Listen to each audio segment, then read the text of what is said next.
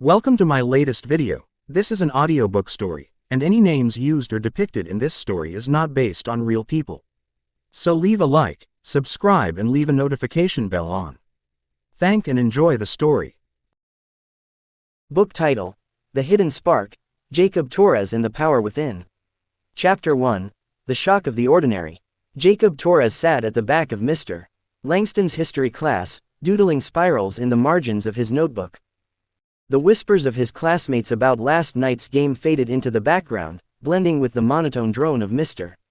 Langston lecturing about ancient civilizations.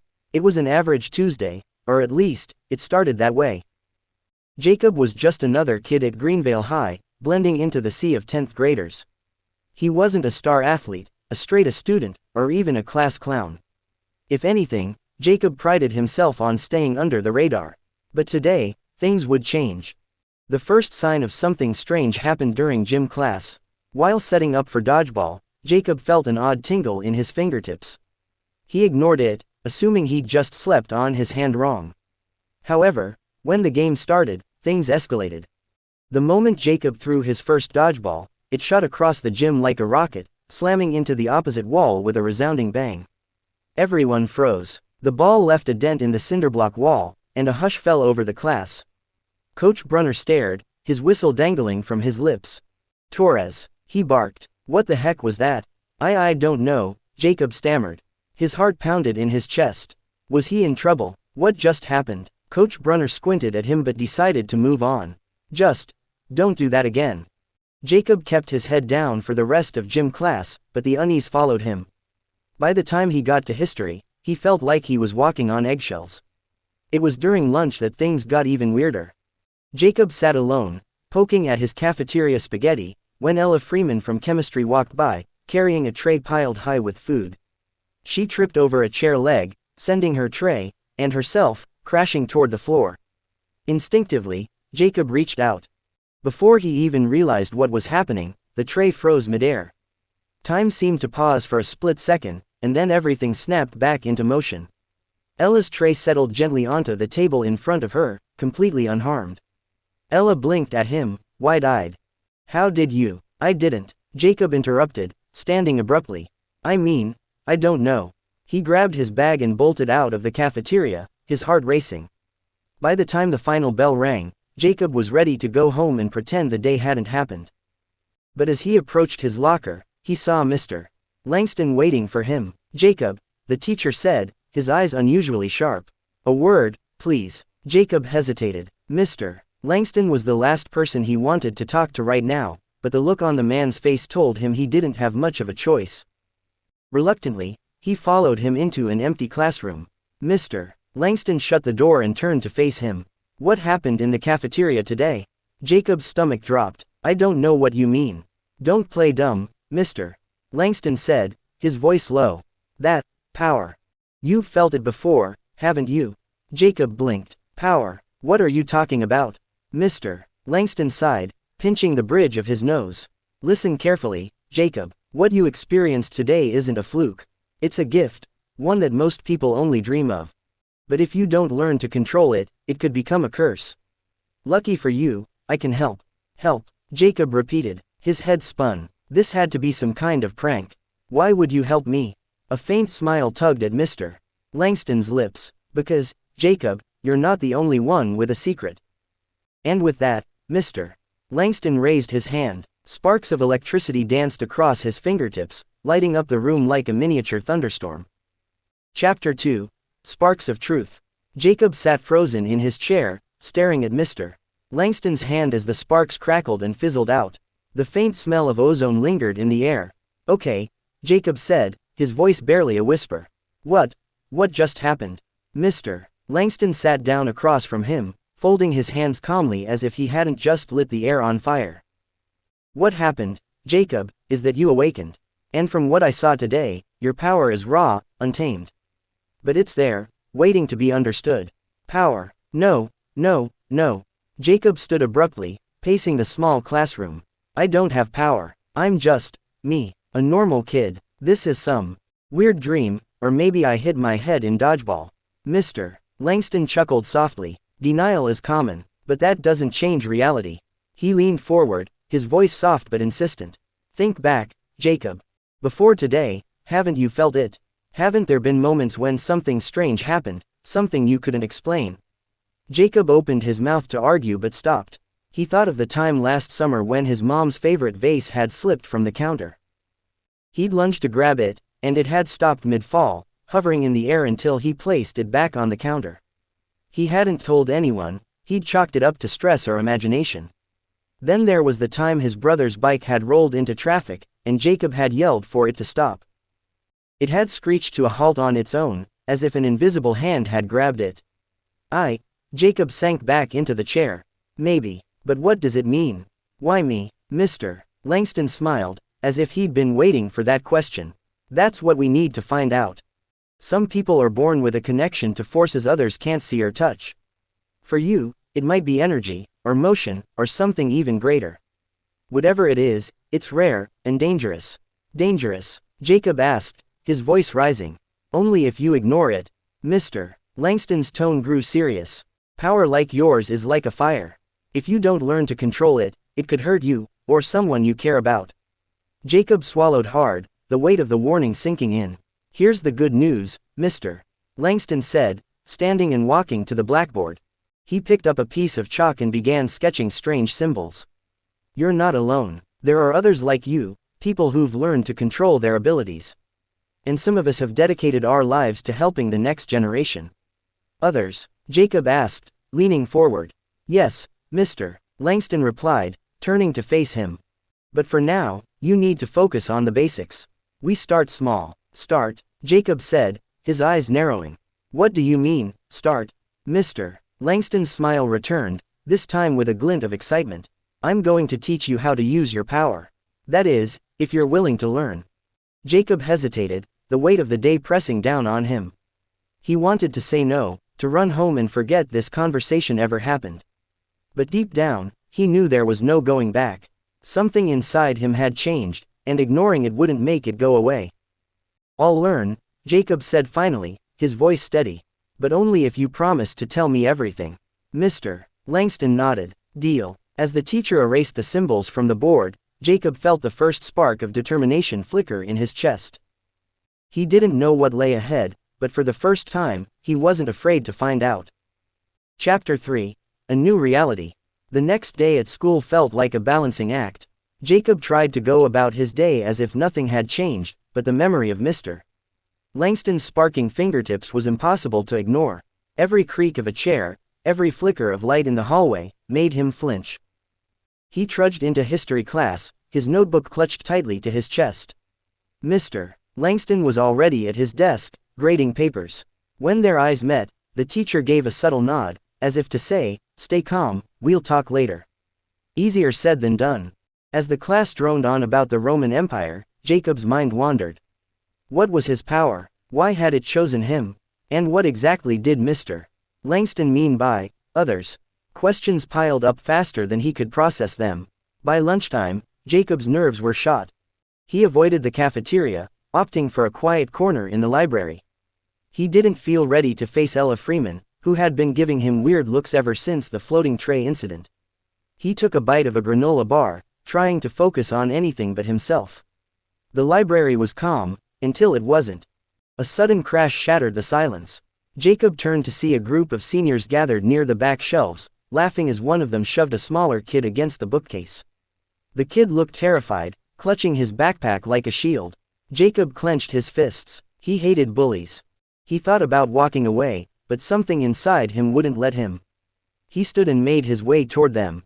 Hey, Jacob said, his voice firm but shaky.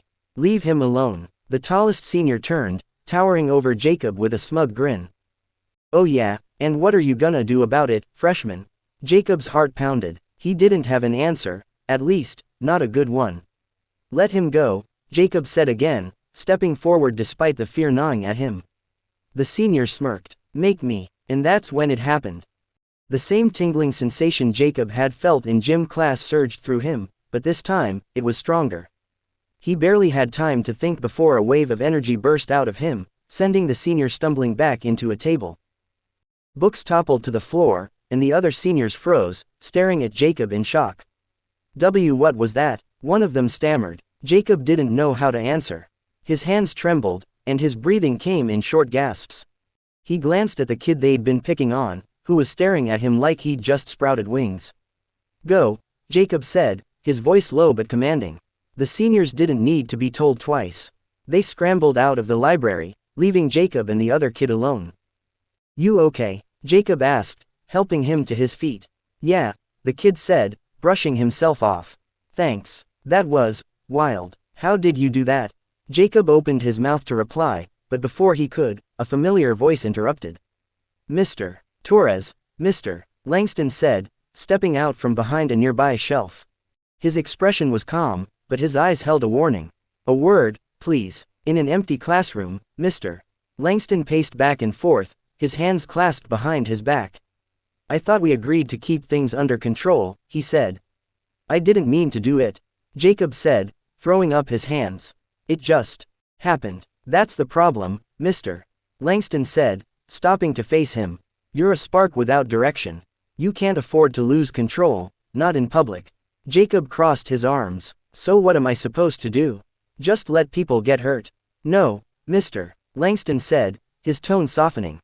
But you need to learn how to act without endangering yourself or others. That's why you're here, to learn. Jacob sighed, the weight of the day catching up with him.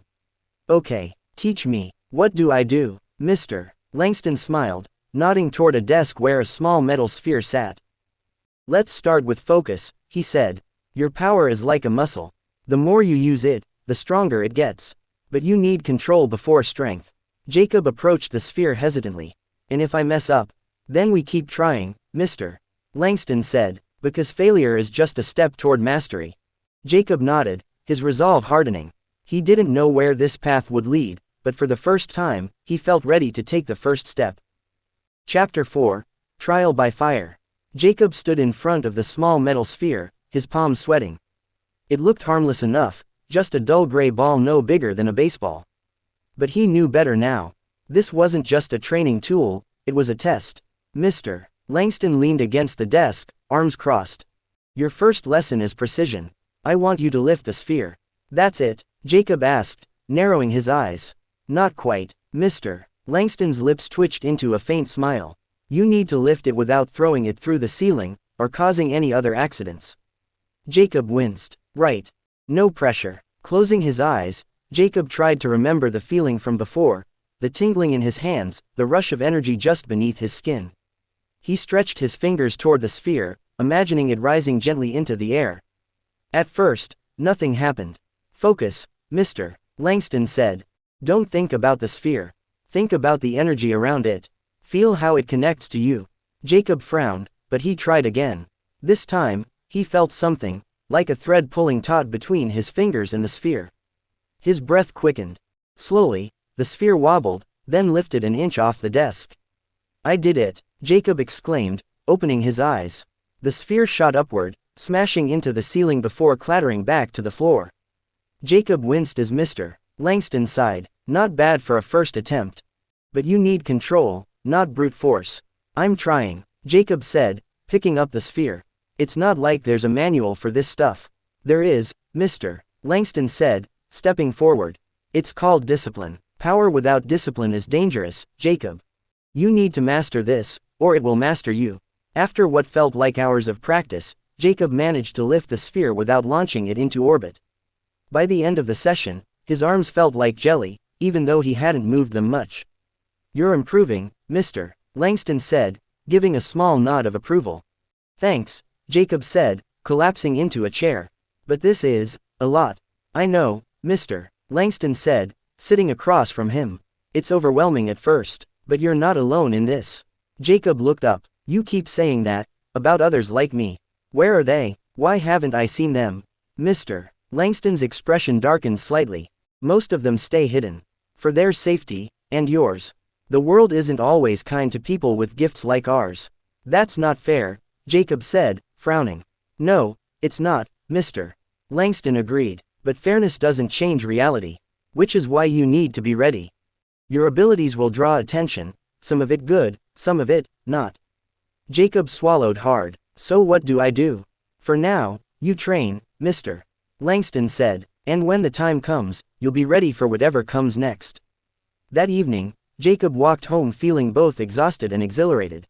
He couldn't tell anyone about what had happened, not his mom, not his friends. It was a lonely feeling, but it was also exciting. As he reached his house, he glanced at his hand, wondering how much potential it held. If today was any indication, he had a lot to learn. But for the first time, he felt like he was part of something bigger than himself. Inside, the lights flickered as he walked into the kitchen. His mom stood by the stove, stirring a pot of spaghetti. "Rough day at school?" she asked, glancing over her shoulder. "You could say that," Jacob said with a small smile. "Well, eat up," she said. "You need your strength." Jacob chuckled to himself as he sat down. If only she knew how right she was. Chapter 5. A Spark in the Shadows. The next few days passed in a blur of school, training, and secrecy. Jacob practiced with Mr. Langston every afternoon, honing his ability to control the energy that flowed through him. It was grueling work, requiring patience and focus, but with each session, he grew stronger and more confident. By Friday, Jacob could lift the metal sphere without a single wobble. He even managed to move it across the room and set it down gently on a desk. "You're progressing faster than I expected, Mr. Langston said, nodding in approval. But control is just the first step. Power is more than lifting objects, it's about understanding your limits and knowing when to act." Jacob wiped the sweat from his forehead. "You make it sound like I'm training for a battle." Mr. Langston's expression grew serious. "Because you are." Jacob stared at him, the weight of the words settling on his shoulders. "What kind of battle?" "Not all threats come with warning signs, Mr. Langston said cryptically. "You'll understand soon enough. For now, focus on your training." That evening, Jacob couldn't shake Mr. Langston's words. He lay on his bed, staring at the ceiling as questions churned in his mind. What kind of threats was Mr. Langston talking about, and why did Jacob feel like a storm was brewing just out of sight? His thoughts were interrupted by a faint tapping at his window. Sitting up, Jacob squinted into the darkness. A shadowy figure stood outside, their face obscured by a hoodie. "Who?" Jacob muttered, sliding off the bed. He cautiously opened the window, and the figure climbed in with surprising agility. As they pulled back their hood, Jacob's jaw dropped. "Ella," he blurted. Ella Freeman stood in front of him, her expression equal parts nervous and determined. "Don't freak out," she said quickly. "I need your help." Jacob shut the window and turned to face her. "How did you even? Why are you here?" "I saw what you did in the cafeteria," she said, cutting him off. "The tray. It didn't just float, it stopped midair. You did that, didn't you?" Jacob's stomach dropped. "I don't know what you're talking about." "Don't lie to me," Ella said, her voice firm. "I saw it, Jacob. And I've seen other things too, things I can't explain. But if you can do what I think you can, then you're the only person who can help me." Jacob stared at her, torn between denial and curiosity. "Help you with what?" Ella hesitated, glancing toward the window as if someone might be listening. "There's this guy, well, not a guy exactly. He's different, dangerous. He's been following me for weeks, and I think he knows something about me." "What do you mean, different?" Jacob asked, his unease growing. Ella took a deep breath. "He's fast, like inhumanly fast. And I've seen him do things that shouldn't be possible." Jacob's mind raced. Was this the kind of threat Mr. Langston had warned him about? "Why come to me?" Jacob asked. "Because," Ella said, her voice trembling, "I think I have powers too." Jacob's eyes widened. "You, what?" "I don't know how to control it," she admitted. "But I can feel it, like it's bubbling under the surface. And if this guy knows what I am, what we are, then we're in danger." Jacob took a step back, trying to process her words. He thought he was alone in this, but now, everything was changing. "Okay," he said finally. "I'll help you, but we need to talk to someone first." "Who?" Ella asked. "My history teacher," Jacob said, grabbing his backpack. "Trust me, he'll know what to do." 10 minutes later, the two of them stood outside Mr. Langston's house. Jacob had only been there once, but he remembered the address clearly. Ella glanced around nervously. "Are you sure about this?" Jacob nodded, knocking on the door. It opened almost immediately, as if Mr. Langston had been expecting them. "Good evening, Jacob," he said, his eyes shifting to Ella. "And you must be Ella Freeman." Ella froze. How do you know my name, Mr.? Langston stepped aside, gesturing for them to enter. Come in. There's much to discuss, and little time to waste. As they stepped inside, Jacob couldn't shake the feeling that their lives had just taken a turn towards something far more dangerous than he'd ever imagined. Chapter 6. Secrets Revealed. Jacob and Ella stepped into Mr. Langston's house, their eyes darting around as the door shut behind them. The space was unlike any home Jacob had ever seen. Bookshelves lined the walls, filled with ancient tomes and strange artifacts. A globe in the corner emitted a faint blue glow, and a small device on the coffee table hummed softly, its purpose unclear. This place is weird, Ella muttered, inching closer to Jacob. It's safe, Mr. Langston said, walking ahead of them. And right now, safety is what you both need. He gestured for them to sit at a large wooden table in the center of the room. As they settled in, Mr. Langston opened a nearby cabinet and retrieved a thick, leather-bound book. So, he said, placing the book on the table with a heavy thud. You've awakened too, Ella. Ella blinked. How do you even know that? Because I've been keeping an eye on both of you, Mr. Langston said matter-of-factly. Wait, both of us? Jacob asked, his voice rising. Yes, Mr. Langston replied, flipping through the pages of the book. When students like you begin showing signs of unusual abilities, it's my job to guide you. And Ella's recent experiences confirmed my suspicions. Ella crossed her arms, her skepticism clear. So what are we, freaks? Science experiments gone wrong? Nothing of the sort, Mr. Langston said, stopping on a page filled with intricate symbols. You're part of a long lineage of individuals born with extraordinary gifts. For centuries, people like you have been called catalysts, those who can influence the world around them in ways others can't. Jacob leaned forward, staring at the symbols. Catalysts, so, we're not the only ones. No, Mr. Langston said, but catalysts are rare, and their powers often emerge during moments of extreme stress or danger. That's why your abilities are only now coming to the surface. Ella frowned. If there are more of us, then why are we just hearing about this now? Why don't people know about catalysts? Because most of the world isn't ready to accept what catalysts can do, Mr. Langston said, and because there are those who would exploit your abilities for their own gain. Jacob's stomach churned, like the guy following Ella. Mr. Langston's expression darkened. Exactly. If someone is targeting Ella, it means they know what she is, and what she could become. Ella shifted uncomfortably. Why me? I'm not even good at this. I can barely control anything. That doesn't matter to them, Mr. Langston said. To those who seek power, potential is more valuable than mastery. For the next hour, Mr. Langston explained more about the catalysts, how their abilities were tied to their emotions, how their powers varied from person to person, and how they could learn to control them through focus and practice. He showed them passages from the book, detailing the history of catalysts and the conflicts that had arisen over the centuries. Jacob's head spun with the sheer weight of it all. So, what now? Jacob asked finally. Do we just keep training and hope this guy leaves Ella alone?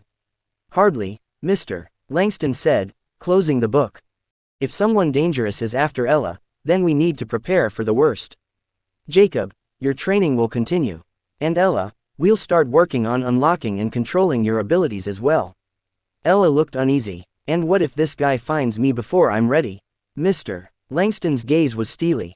Then we make sure you're not alone when that happens. Later that night, Jacob walked Ella home. The streets were quiet, the distant hum of streetlights the only sound. Do you believe all this catalyst stuff? Ella asked, breaking the silence. Jacob shrugged. I didn't at first.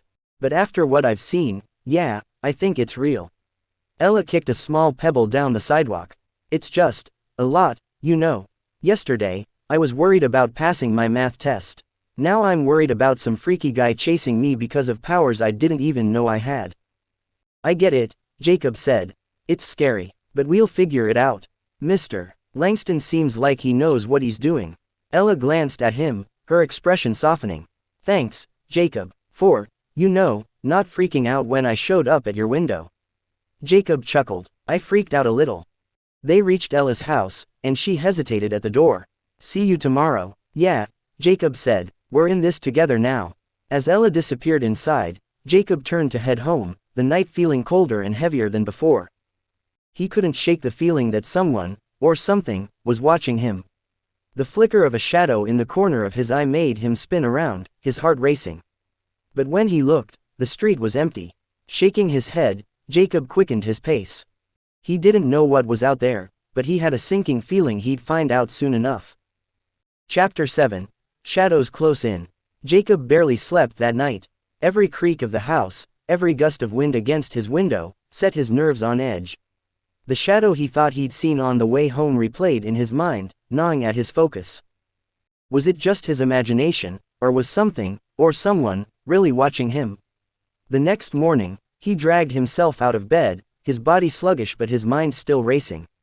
He couldn't let his fear show, especially not in front of Ella. At school, Jacob met Ella by her locker. Her eyes were shadowed with exhaustion, mirroring his own. "You look like you didn't sleep either," Jacob said. Ella shook her head. "I kept thinking someone was outside my house. I don't know if I was imagining it or if." She trailed off, her lips pressed into a thin line.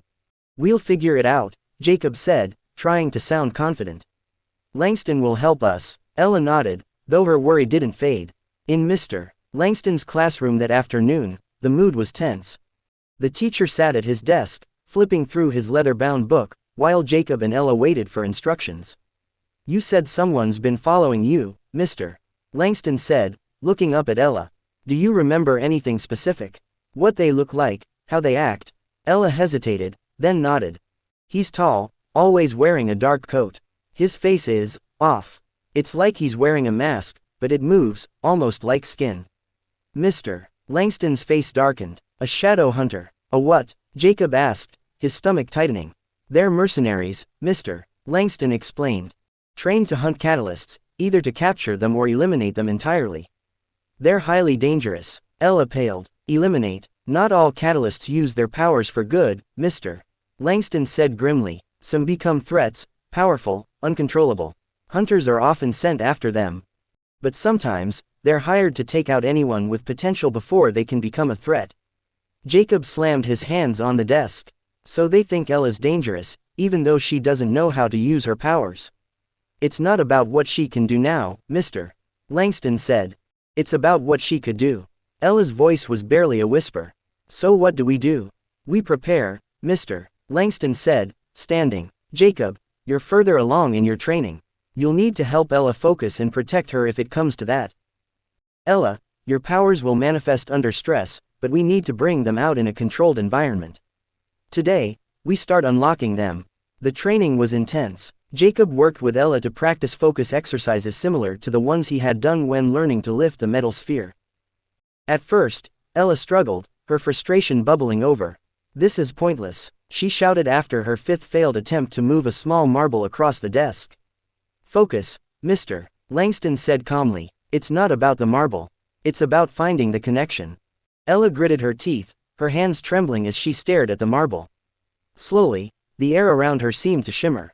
The marble rolled forward an inch, then another. "I did it," Ella gasped, her frustration giving way to excitement. "Good, Mr. Langston said.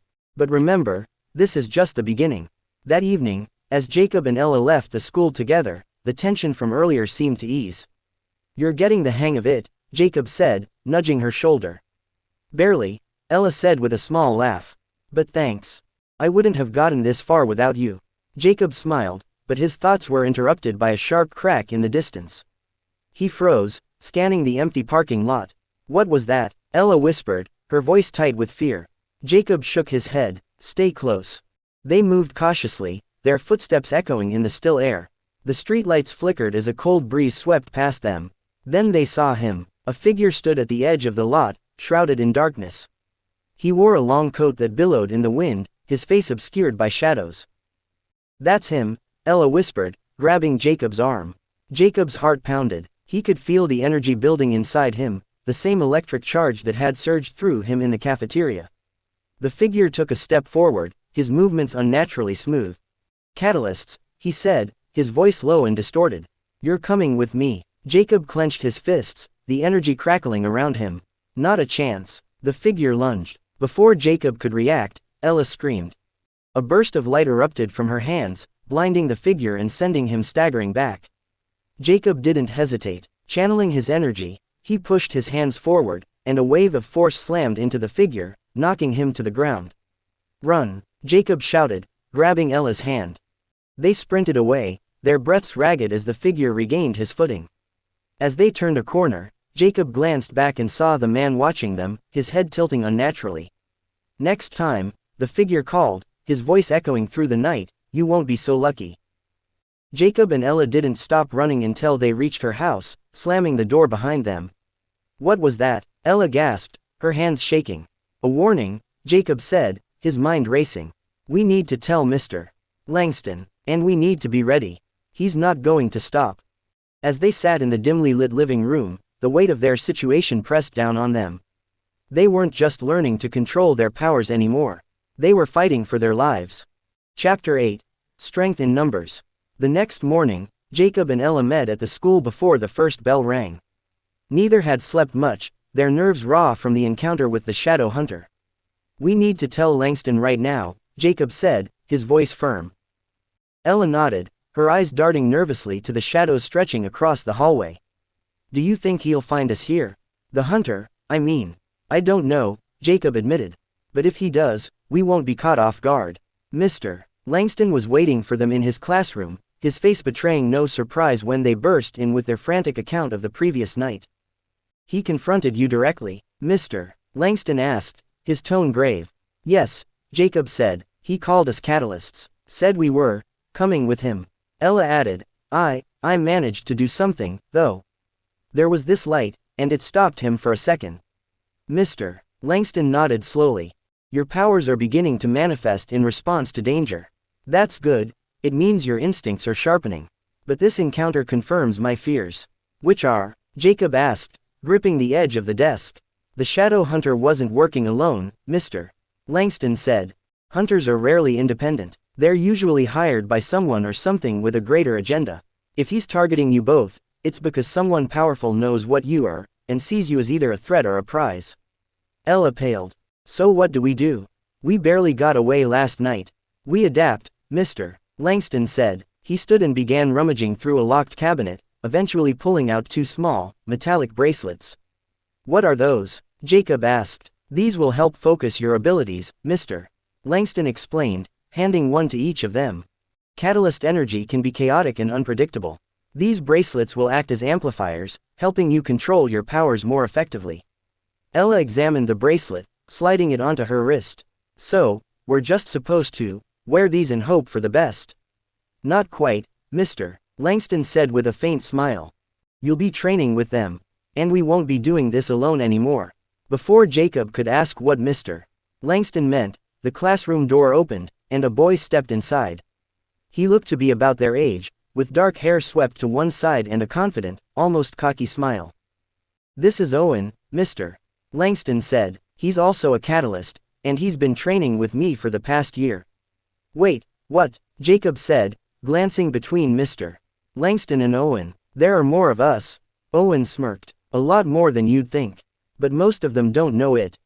Lucky for you too, I'm here to help you survive long enough to figure it out." Ella crossed her arms. "And we're just supposed to trust you?" Owen raised an eyebrow. "Unless you've got a better option for dealing with a shadow hunter." "Enough," Mr. Langston said, cutting off the argument. "You'll be working together from now on. Jacob and Ella, Owen's experience will be invaluable. And Owen, you can learn from their unique abilities as well." Training with Owen was both frustrating and illuminating. He seemed to have a natural ease with his powers, manipulating energy with precision and confidence. "Don't force it," Owen said as Jacob struggled to push a metal sphere across the table. "You're thinking too much. Just feel it." Jacob gritted his teeth. "Easy for you to say." Owen rolled his eyes. "I wasn't born knowing how to do this, you know. It took practice. And patience, something you clearly need more of." Ella, meanwhile, was learning to channel the bursts of light she'd unleashed the night before. With Mr. Langston's guidance, she managed to create small orbs of glowing energy that hovered in the air. "This is so weird," she muttered, watching the light pulse between her hands.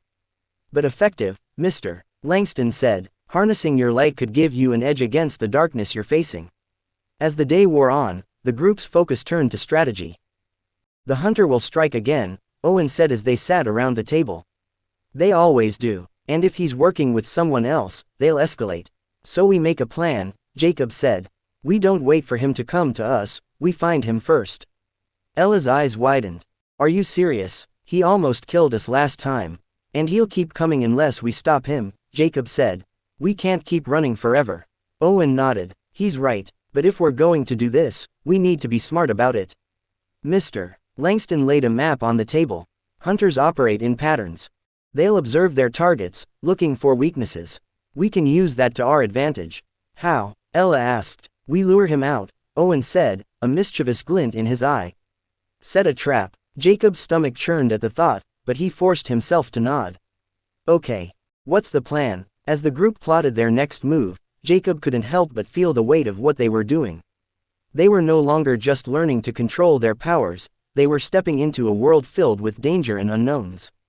But as he looked at Ella and Owen, and at Mr. Langston's steady gaze, he felt something else too, determination. Whatever was coming, they would face it together. And this time, they would be ready. Chapter 9. The Hunter's Trap. The air was tense as Jacob, Ella, and Owen stood together in the shadowed park just outside town. It was late evening, the sun slipping below the horizon, casting long shadows across the empty playground and overgrown trails. This feels like a bad idea, Ella muttered, her arms crossed tightly as she glanced around the eerie surroundings. It's only a bad idea if we mess it up, Owen said, leaning casually against a tree. Relax, we're prepared. Jacob wasn't so sure. His palms were sweaty, and his mind was racing through every possible way this could go wrong. But he couldn't back out now. They had a plan, a risky one, sure, but their best shot at catching the shadow hunter off guard. Mr. Langston had advised them to stay out of sight and wait for the hunter to show himself, but Jacob hated waiting. Every crunch of leaves, every rustle of the wind, made his heart race. How do we know this'll even work? Jacob asked, glancing at Owen. The hunter's been tracking you and Ella for days, Owen said. He won't pass up the chance to catch you both in an isolated spot. Trust me, he's coming. Ella shifted uncomfortably. Great, can't wait. The trap they'd set was simple but effective. A decoy campfire in the center of the park, flickering faintly in the growing darkness. Mr. Langston had rigged it with a light illusion to make it seem like Jacob and Ella were sitting there, talking. In reality, the three of them were hiding just beyond the tree line, waiting to spring the trap. Minutes ticked by, stretching into what felt like hours. Jacob's nerves were fraying, his fingers tingling with pent-up energy. Then, he felt it, a chill in the air, sharper and colder than the night breeze. He's here, Owen whispered, straightening. Jacob followed Owen's gaze and spotted the figure emerging from the shadows. The shadow hunter moved with a predatory grace, his dark coat trailing behind him like a cape. His masked face tilted toward the fire, and he paused, as if assessing the scene. Wait for it, Owen murmured. The hunter took a step closer to the fire, then another. Now, Jacob and Owen sprang from their hiding place simultaneously, their powers surging. Jacob sent a blast of kinetic energy toward the hunter, while Owen conjured a crackling shield of electricity. The hunter was fast, too fast. He spun, dodging Jacob's blast with unnatural speed, and deflected Owen's shield with a swipe of his hand. Clever, the hunter said, his voice low and distorted. But not clever enough. Ella emerged from the shadows, her hands glowing with the light she'd been practicing to summon. She hurled a sphere of light at the hunter, forcing him to retreat a step. Stay back, she shouted, though her voice wavered. The hunter turned to her, his movements smooth and deliberate. Ah, the source of the light. You'll be the first to fall. Like hell she will, Jacob shouted, charging forward. He focused his energy into his hands and slammed them toward the ground, creating a shockwave that sent debris flying. The hunter stumbled but recovered quickly, his masked face now focused entirely on Jacob. You're stronger than I expected. Impressive. Yeah, Jacob said, adrenaline surging. Then you'll love this. He hurled another blast of energy, this time aiming for the ground beneath the hunter's feet. The ground cracked, and the hunter lost his balance, giving Owen an opening to strike. Owen's electricity lashed out like a whip, striking the hunter square in the chest. He grunted in pain, his movements slowing. We've got him, Owen shouted, pressing the attack. But the hunter wasn't finished. He roared, a deep, guttural sound that sent a chill through Jacob's bones, and a wave of dark energy erupted from him, throwing all three of them backward. Jacob hit the ground hard, his vision spinning. He struggled to his feet, his body aching, and saw the hunter advancing on Ella. "Stay away from her," Jacob yelled, his voice raw. Ella raised her hands, summoning another burst of light, but the hunter was faster. He closed the distance in an instant, his hand reaching out to grab her. Then, just as his fingers brushed her arm, a blast of golden energy exploded between them. The hunter recoiled, snarling, as Mr. Langston stepped into view. His hands glowed with the same golden light, his face set with fierce determination. "That's enough," Langston said, his voice ringing with authority. The hunter growled, his masked face twisting with fury. "This isn't over," he spat. "You can't protect them forever." With a final glare, the hunter vanished into the shadows, disappearing as quickly as he'd come. The group stood in stunned silence for a moment, the adrenaline still coursing through their veins. "Is everyone okay?" Langston asked, his voice softer now. Jacob nodded, though his legs felt like jelly. "Yeah, thanks to you." Ella hugged herself, her hands trembling. "I thought he had me." "You handled yourselves well," Langston said, his gaze sweeping over them. "But this was a wake-up call. The hunter won't stop, and he won't be alone next time." "What do we do?" Owen asked, his usual bravado replaced with a rare seriousness. "We get stronger," Langston said. "Together. The three of you have potential, but you've only scratched the surface of what you're capable of." Jacob exchanged a glance with Ella and Owen. They were shaken, battered, but alive, and more determined than ever. "Then let's get started," Jacob said, his voice steady despite the fear still lingering in his chest. Langston nodded. "Good, because the real battle is just beginning." Chapter 10. A Spark of Hope. The aftermath of their encounter with the Shadow Hunter left Jacob, Ella, and Owen more determined but undeniably shaken. Though they'd survived, the reality of what they were up against had sunk in.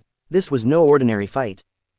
For Jacob, the morning after was unusually quiet. His house, usually filled with the sound of his little brother watching cartoons and his mom humming in the kitchen, felt still. It gave him too much time to think about the hunter's words. Catalysts. A threat or a prize? What did that even mean? At school, Mr. Langston gathered the trio in his classroom during lunch.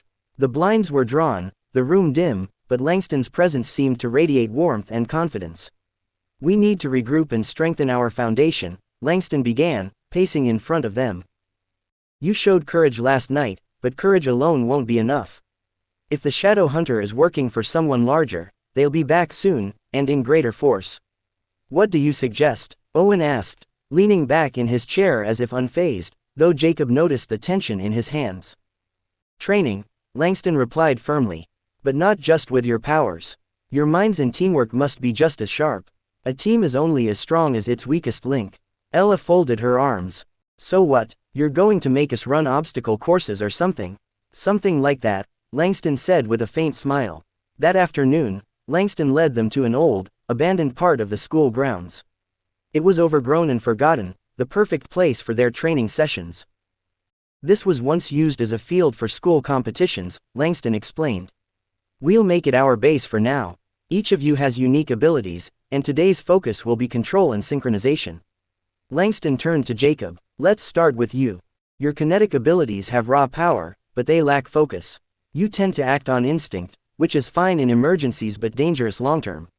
We'll work on precision." He placed a stack of empty cans on a broken bench. "Knock them down, one at a time." Jacob furrowed his brow. That's it, Langston said, stepping back. Jacob raised his hand, letting the energy build in his palm. He released a pulse of force, and all the cans flew off the bench in a chaotic blast. Langston frowned. "Not bad, but not good, either. Try again." "One can." Jacob groaned but tried again, this time narrowing his focus. It took several attempts, but by the end of the hour, he managed to topple a single can without disturbing the others. "Not bad," Owen said with a smirk. Jacob shot him a look. "Let's see you do better." Ella's training was more introspective. Langston had her sit cross-legged on the ground, her hands glowing faintly. "Your light comes from within," Langston said, his voice calm. "It's tied to your emotions, particularly fear. But it can't just be a reflex. You need to channel it." "Easier said than done," Ella muttered. Langston placed a small, flat mirror in front of her. "Focus the light into the mirror. Make it reflect back to you." Ella stared at the mirror, her hands trembling slightly as the glow intensified. At first, the light was wild, flickering erratically, but as she took deep breaths, it steadied. A thin beam of light shot forward, bouncing off the mirror and reflecting back toward her. Ella gasped, the beam dissipating, but Langston smiled. Well done, keep practicing. Owen's training was different. He was clearly more experienced, but Langston wasn't letting him off easy. You rely too much on your electricity as a weapon, Langston said. You need to think creatively. Electricity can do more than attack, it can disrupt, defend, and even heal. Heal? Owen asked, raising an eyebrow. Let me show you. Langston held out a dying plant he'd pulled from the overgrown field. Channel your energy into it. Gently. Owen looked skeptical but followed the instructions. Sparks danced along his fingers as he concentrated, sending a faint current into the plant. To his surprise, the wilted leaves began to perk up.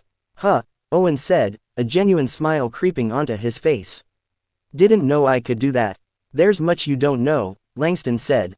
But we'll change that. By the end of the day, the trio was exhausted but invigorated. That was intense, Jacob said, collapsing onto the grass. But, kind of awesome. Ella nodded, wiping sweat from her brow. I didn't think I'd actually get the hang of it, but I did. Owen stretched, cracking his knuckles. We've got a long way to go, but yeah, not bad for day one. Langston joined them, his expression serious but encouraging. You've made progress, but remember, this is only the beginning. The Shadow Hunter and whoever he's working for won't wait for you to be ready. You need to stay vigilant. Jacob sat up, looking at his friends. We're not just doing this for ourselves. We're doing it for everyone they might go after. We can't let them win.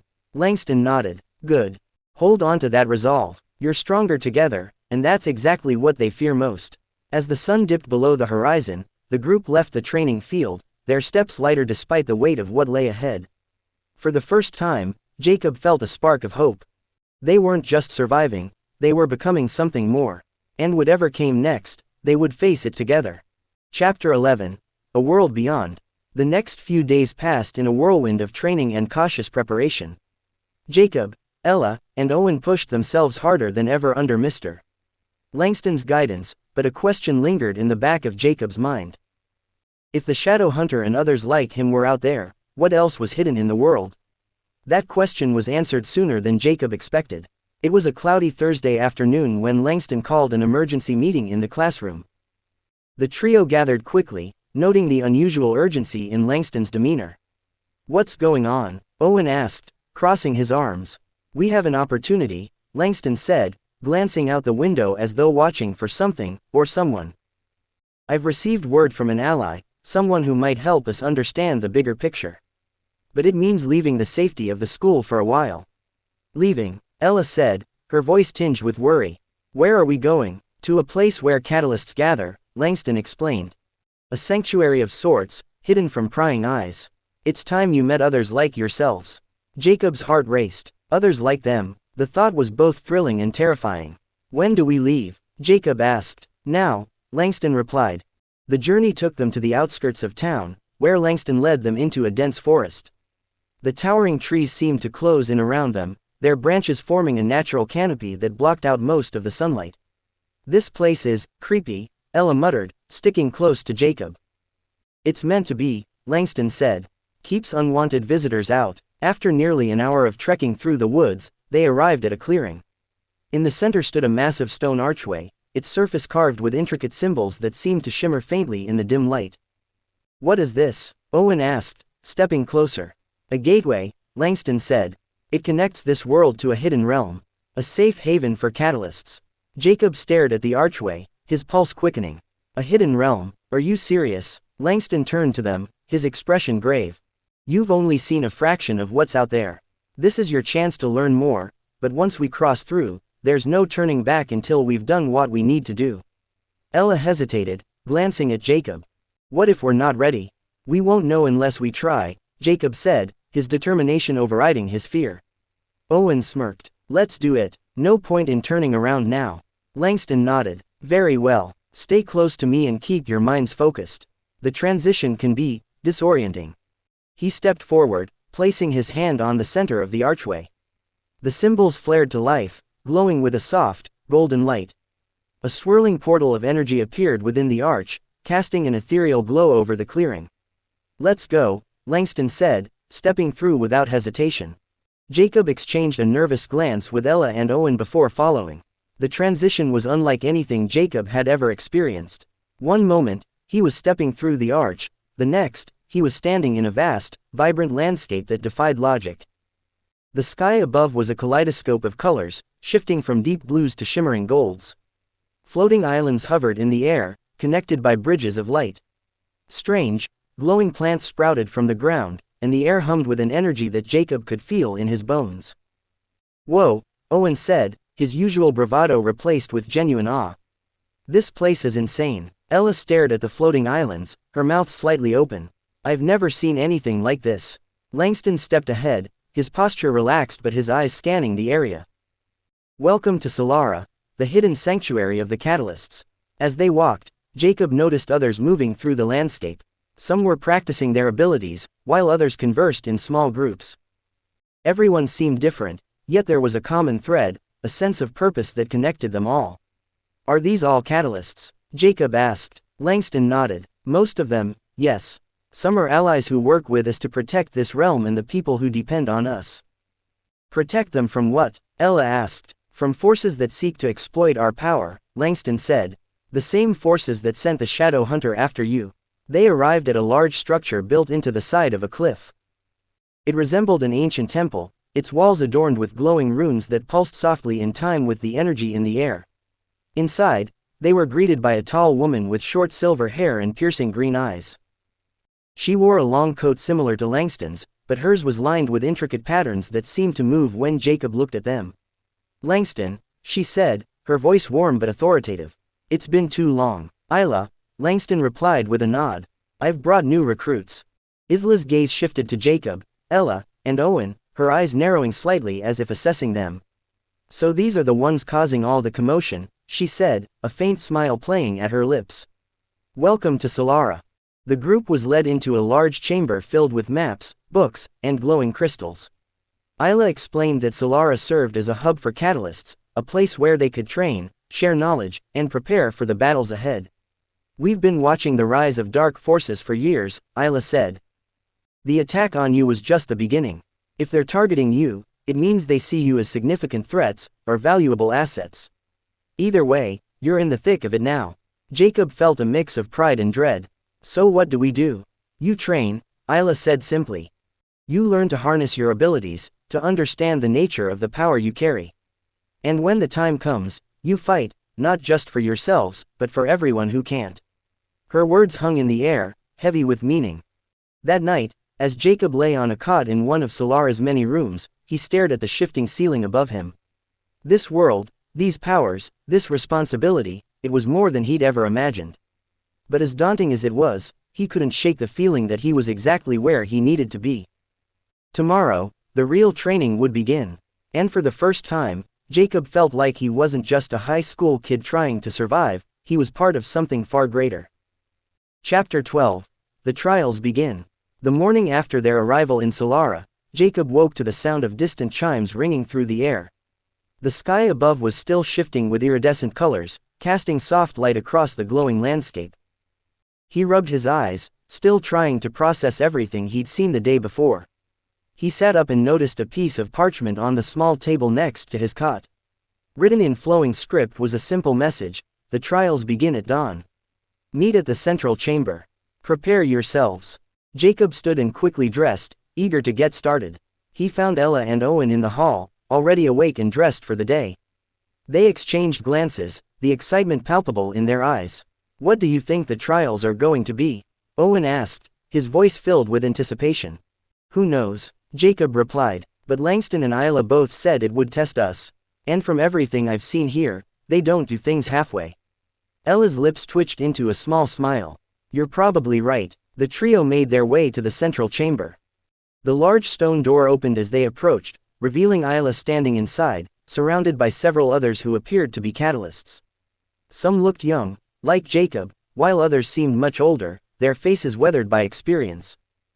At the front of the room stood a towering man with dark skin and silver hair pulled back into a tight braid. His piercing blue eyes locked onto Jacob and his friends. "This is Commander Kale," Isla introduced him. "He will oversee your trials." Kale nodded once, his expression stern. "You've come here to prove yourselves. To earn your place among the catalysts. What you face in the trials will determine if you are truly ready." "What exactly are the trials?" Jacob asked, feeling the weight of Kale's gaze on him. "They will test every aspect of your abilities," Kale explained. "Strength, endurance, intellect, and most importantly, your ability to work as a team. The trials are designed to push you to your limits." "Sounds fun," Owen muttered under his breath. Kale's eyes flicked to Owen, and for a moment, the room felt heavier. "I assure you, there is nothing fun about the trials. But there is honor to be earned, and perhaps, a future to be secured." Isla stepped forward then, her voice softening. "You've each already demonstrated raw talent. But now, you'll need to refine that power. Work together. Support each other." Jacob swallowed hard. "What if we fail?" Kale's voice was low and steady. "Failure is not an option.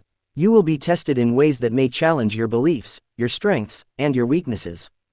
But the trials will not be the end. They are simply a beginning." The trials began immediately. The first test was simple, at least on the surface. They were placed in a large, open arena, the floor beneath them shifting like sand. A blaring horn sounded, and suddenly, the ground cracked open, revealing 3 massive stone golems that emerged with an eerie, mechanical roar. "Defeat the golems," Kale's voice echoed over the loudspeaker. "You have 30 minutes." Jacob, Ella, and Owen exchanged a glance. This wasn't going to be easy. Without a word, the 3 of them sprang into action. Jacob wasted no time, drawing upon his kinetic energy. His hands crackled with force as he focused on the largest golem, sending a blast toward its chest. The impact knocked it backward, but the golem quickly regained its footing and lumbered toward him. Ella, standing to Jacob's left, summoned a wave of light. The glow of her power reflected off the golem's stone body, briefly blinding it. She gritted her teeth, directing the light more precisely this time, carving lines through the golem's rocky surface. Owen, meanwhile, used his electrical powers to his advantage, sending a surge of energy through the smaller golem's limbs, short-circuiting their movements.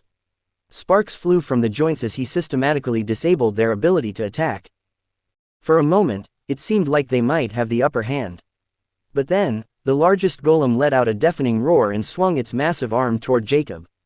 Without thinking, Jacob raised both hands, unleashing a surge of kinetic force to intercept the blow. The impact sent him sprawling backward, his body crashing into the ground. He gasped for air, feeling the sting of his own energy reverberating through his body. "Jacob," Ella shouted. He pushed himself to his feet, shaking off the disorienting pain. "I'm fine." With renewed determination, Jacob aimed his power once more, this time focusing on the golem's legs, causing it to stagger. At the same time, Ella combined her light abilities with his, amplifying the attack. Owen followed up by directing an electrical pulse into the golem's chest, triggering a powerful reaction that shattered its core. The golem fell to the ground in a heap of stone and sparks, and the other 2 soon followed suit. Breathing heavily, the trio stood victorious. The arena was littered with debris from the shattered golems, but the team had emerged unscathed. "Well done," Kale's voice boomed from the speakers. "But this was just the first test. You've proven you can fight. Now, we'll see if you can think." The second trial was a mental challenge. They were each placed in separate chambers, where they were faced with puzzles, riddles, and traps that tested their intellect and ability to reason under pressure. Jacob's challenge involved navigating a series of moving platforms while avoiding traps that triggered bursts of energy. It took every ounce of concentration to stay focused and calm as he solved the puzzles in time to proceed. Meanwhile, Ella was faced with a series of illusions that tried to deceive her into making the wrong choices. Her ability to trust her instincts and see through the illusions was what allowed her to pass the test. Owen had the most difficult trial. He was given a situation where he had to choose between saving a simulated figure in danger or preserving a valuable resource that could aid their team later. The decision weighed heavily on him, but in the end, he chose to save the person. His empathy and quick thinking earned him a passing grade. By the end of the trials, the trio was physically and mentally exhausted. They had faced their fears, pushed their powers to new limits, and worked together as a team. As they stood before Kale and Isla, the latter offered a rare smile. "You have all passed," Kale said, his voice gruff but approving. "You're ready to take the next step." Jacob, though exhausted, couldn't suppress a grin. "What's next?" Kale's eyes darkened. "Now, you learn what it means to be a true catalyst.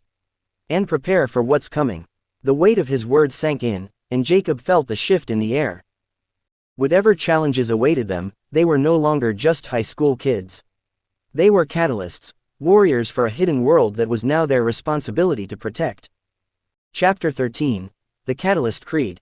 The air in Solara's great hall felt heavy with anticipation as Kale led Jacob, Ella, and Owen into a chamber they hadn't seen before.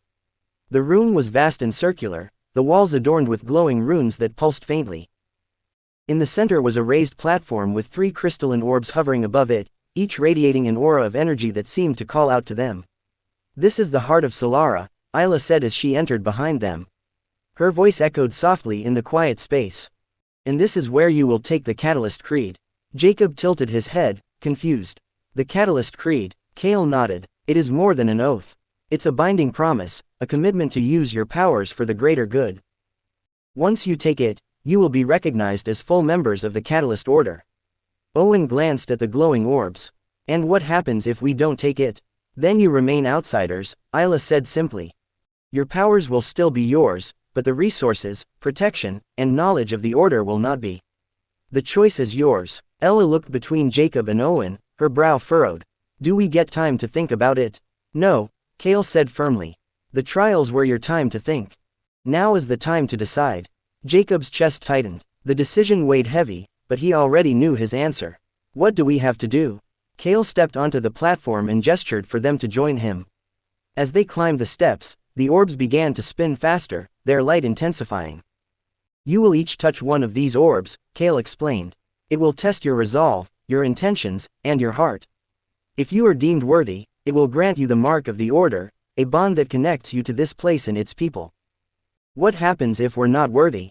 Owen asked, his voice uncharacteristically nervous. "Then the orb will reject you," Isla said, her tone unyielding. "And you will have to leave Solara." Jacob swallowed hard, his mind racing. He wasn't sure what the orb would see in him, but he knew he couldn't turn back now. Jacob stepped forward first, his hand trembling as he reached for the nearest orb. The moment his fingers touched its surface, a surge of energy shot through him, pulling him into a vision. He was back in his hometown, standing in the middle of the park where he used to play as a kid. The sky above was dark, and shadows crept across the ground, their tendrils reaching toward him. "Do you truly believe you can face what lies ahead?" A voice echoed around him. It was deep and resonant, as though the orb itself was speaking.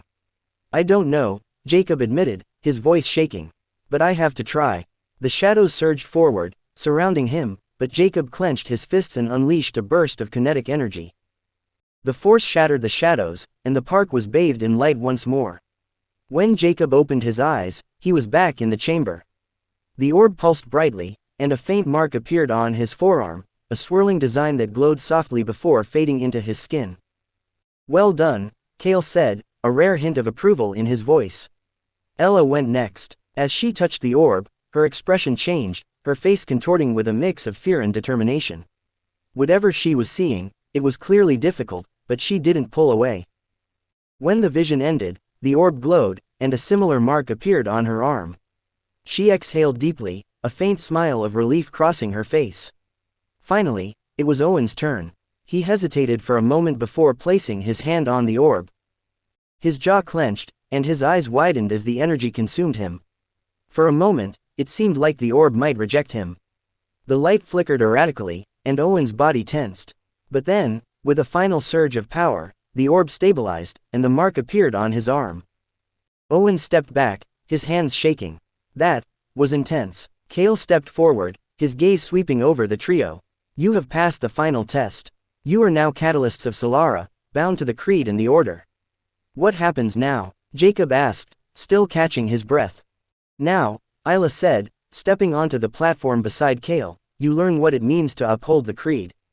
The order exists to protect this world and the realms beyond from those who would abuse their power. You've taken the first step, but there is much more to learn." Kale nodded. "Your training will continue, but it won't just be physical or mental. You'll need to understand the history of the catalysts, the enemies we face, and the allies we can call upon. There are forces out there far greater than anything you've encountered so far. That evening, the trio sat together in their quarters, the marks on their arms still faintly glowing. I can't believe we're actually part of the Order now, Ella said, staring at her arm. Yeah, Owen added, his voice quieter than usual. Feels bigger than anything I've ever done before. Jacob leaned back against the wall, his thoughts swirling. The trials, the orb, the creed, it all felt surreal. But deep down, he knew they were on the right path. This is just the beginning, he said finally. Whatever's out there, we'll face it together. Ella and Owen nodded, their expressions resolute. For the first time since discovering his powers, Jacob felt like he was exactly where he was meant to be. The journey ahead would be long and dangerous, but he wasn't alone, and that made all the difference. Chapter 14. The Shadows Stir. The next few days were a whirlwind of training. Jacob, Ella, and Owen spent their mornings in rigorous combat drills, learning to hone their powers under the watchful eyes of Kale and other seasoned catalysts. Their afternoons were filled with study, learning the history of the catalysts, the world of Solara, and the dark forces they would one day face. But even with all the training, Jacob couldn't shake the feeling that something was off. Each night, he would lie awake, staring at the mark on his arm, the catalyst seal, and wonder if he was truly ready for what was to come. One afternoon, after a particularly intense training session, Isla called the trio into a private meeting. They entered her study, a small, dimly lit room filled with ancient tomes and artifacts from across the realms. Sit, she said, gesturing to a set of chairs around a stone table. Her face was grim, and her usual calm demeanor seemed heavier today. Jacob, Ella, and Owen exchanged uneasy glances as they sat down. Something's coming, Isla began. A threat unlike anything we've faced before. The shadows of Athros are stirring. The shadows of Athros, Jacob repeated, his brow furrowing. What are they? Isla paused, collecting her thoughts. They are an ancient and powerful force, born from the dark corners of the realms. For centuries, the catalysts have kept them at bay, but recently, their influence has begun to grow. Owen's voice was low. And how do we stop them? Isla's eyes darkened. That's the problem. We don't fully know. The shadows are like a virus, insidious and ever-changing. They infect the minds of the weak, bending them to their will. And once they've taken hold, there's little hope for the host. Jacob's heart raced. He had dealt with strange powers before, but the thought of facing something as intangible and destructive as this made his skin crawl. Are we the only ones who can stop them? Ella asked. No, Isla replied. There are other catalysts scattered across the realms, some who have faced the shadows in the past. But they are few in number, and the shadows are growing stronger every day. Jacob clenched his fists. What do we do? Isla looked at each of them, her gaze sharp. You will begin a journey to uncover more about the shadows. We have a catalyst who has been tracking their movements in the far north. Her name is Lyra, and she may have the answers we need. The trio spent the next few days preparing for the journey. Their training continued, but now there was a sense of urgency in the air. Kale had assigned them a guide, an experienced catalyst named Joran, who had been with the Order for decades. Joran was tough, no nonsense, and as much a mentor as a leader. The group set out early one morning, traveling by foot through the forests surrounding Solara. The journey to the north was long and arduous, but Jacob felt a sense of determination he hadn't known before. As they traveled, Joran spoke little but observed their interactions closely. He tested their endurance, making them cross difficult terrain and navigate through dense forests. At night, they would sit around a fire, and Jacob could see the others preparing themselves for the battles that lay ahead. But despite their efforts to stay focused, Jacob couldn't shake the feeling that something was watching them. At night, he would catch glimpses of shadows moving just beyond the trees. Every time he turned to look, there was nothing there. On the fourth day of their journey, they reached a small village nestled at the base of a towering mountain range. The village was quiet, its inhabitants weary-eyed and somber. The air felt thick with tension. Joran led them to a small inn where they could rest and regroup. The innkeeper, an older man with a long gray beard, greeted them warily. Travelers, the man said, his voice rough. You've come at a bad time. The northern pass is closed. The shadows have been seen in the area. The shadows of Athros? Isla asked, her tone steady but firm. Aye, the innkeeper replied, his eyes darting nervously around. They've been moving closer, infecting the land. They whisper to the people, twist their minds. We've had no peace for weeks. Jacob exchanged a worried glance with Ella and Owen. Do you know where we can find Lyra? Joran asked, his voice low and direct. The innkeeper hesitated before nodding. She's in the old temple up in the hills. But be warned, there's something strange about that place. People say it's cursed. Joran's face hardened. We don't have time for superstition. We'll head up there tomorrow. That night, as the group settled into their rooms, Jacob lay awake in bed. The events of the past few days were beginning to take a toll on him. The tension in the air, the unsettling feeling that something was watching them, and now the knowledge that the shadows were closing in, it was all too much. Suddenly, there was a knock on his door. He opened it to find Owen standing in the hall, his face pale. Something's wrong, Owen whispered, his voice tight with fear. I saw something. In the woods. Jacob's heart skipped a beat. What did you see? Owen swallowed hard, his eyes wide with unease. It was a figure. Tall, dark, and made of shadows. It was watching me, I swear it was. And when I turned around, it disappeared. Jacob's stomach tightened. He didn't need to ask if Owen was sure. The fear in his friend's eyes told him everything he needed to know. Let's go tell Joran, Jacob said, his voice steady despite the rising dread in his chest. The next morning, Joran led the group up the steep hill toward the old temple. The air was colder here, and a strange silence hung over the land. Jacob felt his nerves tingle as they approached the crumbling stone structure, half covered in moss and vines. This is it, Joran said, stopping just outside the temple doors. Lyra should be inside, but as Jacob looked toward the entrance, something felt wrong. The doors were ajar, and a dark energy radiated from within. Before anyone could move, the ground beneath their feet trembled. A low, guttural sound echoed from within the temple, followed by a voice that whispered on the wind. You are too late. The air grew cold, and Jacob felt a chill run down his spine. The shadows had already arrived. Chapter 15. Into the temple's depths. The wind howled through the cracks in the temple's stone walls, carrying with it an oppressive, bone-chilling cold. Jacob, Ella, Owen, and Joran stood before the massive, ancient doors, their faces tight with anticipation. The air was thick with an unnatural heaviness, and the dark energy radiating from within the temple sent a wave of unease through Jacob's chest. What is that sound? Ella whispered, her voice barely audible over the howling wind. Joran's eyes narrowed. Something inside is awakening. We've no time to waste. Stay close. Jacob clenched his fists, the mark of the catalyst still faintly glowing on his arm. The shadows were closer than ever before, and every fiber of his being told him that this was the moment everything would change. Taking a deep breath, Joran pushed the door open with a creaking groan. The stone hinges strained under the weight, but with one final push, the door gave way. Beyond it lay a darkened corridor, shrouded in dust and mystery. The faint glow of the orb on Jacob's arm was the only light that broke the darkness as they stepped forward. Inside, the temple felt ancient, as if it had been untouched for centuries. The stone walls were etched with runes Jacob didn't recognize, and strange symbols adorned the floor, patterns that seemed to twist and shift if you looked at them too long. The farther they ventured into the temple, the colder it grew, and Jacob could feel the oppressive presence of the shadows lurking, as though the walls themselves were alive with their dark energy. This place feels wrong, Owen muttered, his voice tense. I know, Jacob agreed. But we have to keep going. Lyra might have the answers we need. Joran, who had remained silent, glanced over his shoulder. Stay alert. The shadows are drawn to places like this, places steeped in old magic. As they ventured deeper, the air became thicker, suffocating. Suddenly, a low growl echoed through the halls, more felt than heard. It sent a chill through Jacob's spine. Did you hear that? Ella whispered, her eyes wide.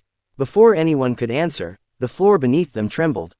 The air grew heavy, and Jacob felt a strange pulse of energy thrumming through the ground. His catalyst mark flared brightly, as if reacting to the disturbance. Get ready, Joran ordered, unsheathing a blade from his side. This is where it begins. Suddenly, the air shifted. A dark figure materialized in front of them, its form cloaked in shadows that seemed to twist and writhe, constantly shifting in impossible patterns. Its eyes glowed with a sickly green light, and its voice was a rasping hiss. You should not have come, the figure whispered, its voice filled with malice. You cannot stop the shadows. They are inevitable. The figure's form rippled and expanded, the shadows around it growing more intense. It was as if the darkness itself was becoming alive, trying to consume everything in its path. Jacob's heart pounded in his chest. This was no mere illusion, this was real. And if they didn't act fast, they'd be swallowed whole. Stay back, Joran shouted, stepping forward. He raised his blade, the tip glowing with a faint blue light.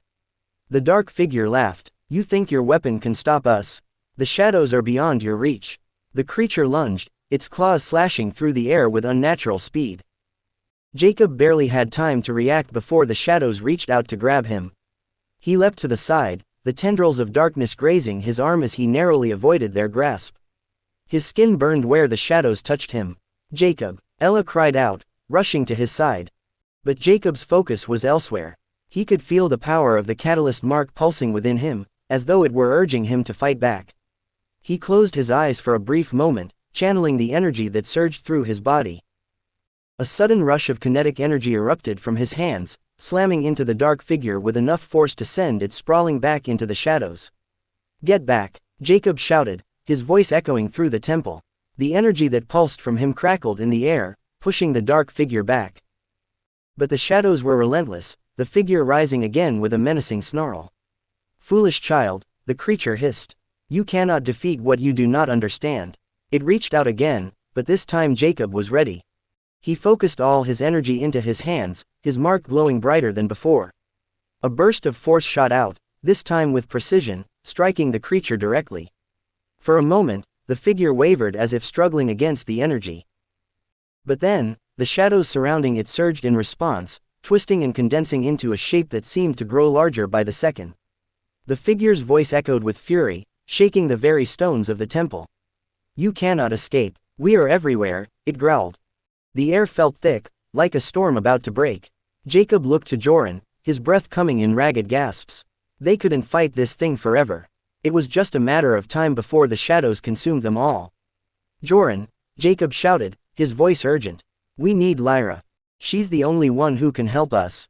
Joran didn't hesitate. He nodded, stepping forward with grim determination. Hold it off for as long as you can. I'll find her. Before Jacob could protest, Joran vanished into the dark corridor, disappearing into the gloom. The creature, still standing tall and menacing, focused its attention entirely on Jacob, Ella, and Owen. We are inevitable, it whispered again. And we will not be stopped. Jacob's mind raced as he felt the oppressive weight of the shadows closing in around them. This was no ordinary fight. It was a battle against something ancient and powerful. Something that had existed long before they even knew what they were up against. We need to keep it distracted, Jacob said through gritted teeth. Ella, Owen, help me hold it off. We have to keep it at bay until Joran finds Lyra. Ella nodded, her face set in determination. Owen clenched his fists, a nervous energy crackling in the air around him. As the dark figure lunged again, Jacob steeled himself. The fight for Solara, and for their survival, was only just beginning. Chapter 16. The Heart of Darkness. The temple's air grew colder with each passing second, as if the shadows themselves were suffocating everything in their path. Jacob's breath came in short, rapid bursts as he prepared himself for the fight of his life. The dark figure loomed before them, its twisted form shifting like liquid night, its eyes glowing with malevolent intent. You cannot fight us, the creature hissed. We are the darkness that seeps into every soul, the whisper in the void. We have already won. Jacob's heart pounded in his chest, his catalyst mark glowing with a faint, desperate light. The energy surging within him felt like it was reaching out, as though it wanted to be unleashed in a torrent. But Jacob knew that this wasn't the time to let it all go, he had to control it. He couldn't risk losing control, not now. We're not giving up, Jacob said through gritted teeth. Not now, not ever. Ella stepped beside him, her eyes sharp. We've fought too much to let this thing win. We'll hold it off as long as we can. Owen nodded, his posture tense but resolute. We won't back down. With a roar of fury, the dark figure lunged toward them, its claws gleaming with a sinister light. Jacob instinctively raised his hands, and a pulse of energy shot out, striking the figure and pushing it back. But the creature was relentless. It moved with unnatural speed, its shadows extending to strike at them from every direction. Jacob, look out, Ella shouted, pulling him out of the way as one of the dark tendrils narrowly missed him. Jacob didn't have time to respond. He focused all his energy into his hands again, sending out another burst of force that slammed into the creature's side. The shadow figure staggered back, hissing in pain, but it quickly regained its composure and advanced once more. "We need a plan," Owen shouted. Jacob's mind raced. His powers were powerful, yes, but he knew he couldn't defeat this thing on his own. He glanced quickly at Ella and Owen, then back at the swirling figure of darkness before him. Something in his gut told him that they needed to push this creature back, but he wasn't sure how much longer they could hold out. Suddenly, the ground beneath their feet trembled, a low rumble that shook the very walls of the temple. Jacob's eyes snapped to the corridor behind them. It was as if the temple itself was warning them. Without thinking, he spun on his heel and shouted, "Joran! We need Lyra, now!" But there was no response. The dark figure seemed to sense his desperation and seized the opportunity to attack, launching itself at Jacob with blinding speed. "Jacob! No!" Ella screamed, but it was too late. The creature's claws raked through the air, striking Jacob across the chest and sending him crashing to the ground. His breath was knocked out of him, and for a moment, all he could hear was the rushing of blood in his ears. His vision blurred as he struggled to rise, the weight of the shadows pressing down on him, suffocating him with its darkness. "Jacob!" Owen shouted, grabbing his arm and pulling him back into a crouching position. But even with Owen's help, the darkness was closing in fast. Jacob felt the weight of the shadows pulling him under, and he knew that they couldn't keep fighting like this. "Ella!" Jacob gasped, his voice barely audible. "I'm here," she said, her voice firm, though tinged with fear. "We can do this." But Jacob could see the truth in her eyes, the darkness was overwhelming them. They were running out of time. It was then that the answer came to him, sudden and clear: they needed to find the source of the shadows. Destroy it. But where? Jacob's eyes flicked around the temple, searching for some clue, some weakness in the oppressive darkness surrounding them. Then, amidst the chaos of the fight, a figure emerged from the shadows, tall, regal, and shrouded in a cloak of light. The figure's presence seemed to command the very air itself, pushing back against the encroaching darkness. Lyra. She stood there, poised and unwavering, her silver eyes locked on the dark creature before them.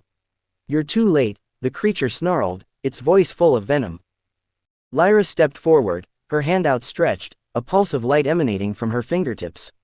"I don't think so." The light from her hand flared brightly, pushing back the shadows like a wave crashing against the shore.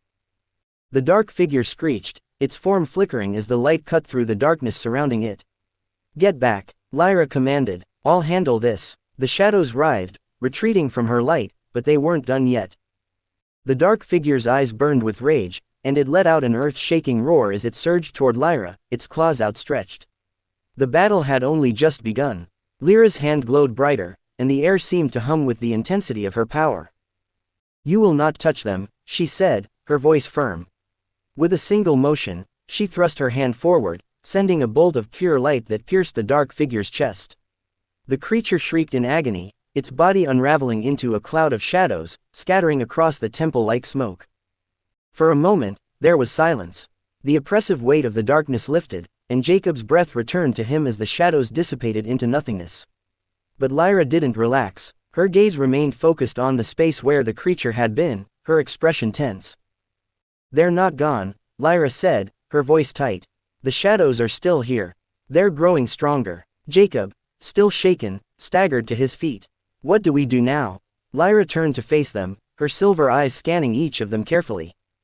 "The only way to stop the shadows for good is to destroy the heart of their power.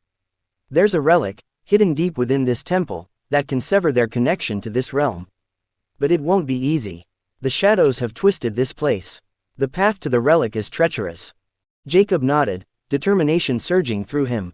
"We're ready. Let's end this." Lyra studied them for a moment longer before nodding. "Then let's move quickly. The shadows are always watching. And if they know you're here, they will not give up until you're gone." The group followed Lyra deeper into the temple, the weight of their mission heavier than ever. Every step they took felt like a step toward their destiny, and with it, the terrifying uncertainty of the battle ahead. One thing was certain: the final showdown with the shadows was coming, and they would need all their strength, all their courage, to survive. Chapter 17. The Relic's Secret. The deeper they ventured into the temple, the darker it became. The walls were no longer etched with runes but smothered in thick, inky blackness. Every corner seemed to hold shadows that moved, as though the very stones were alive, conspiring to trap them.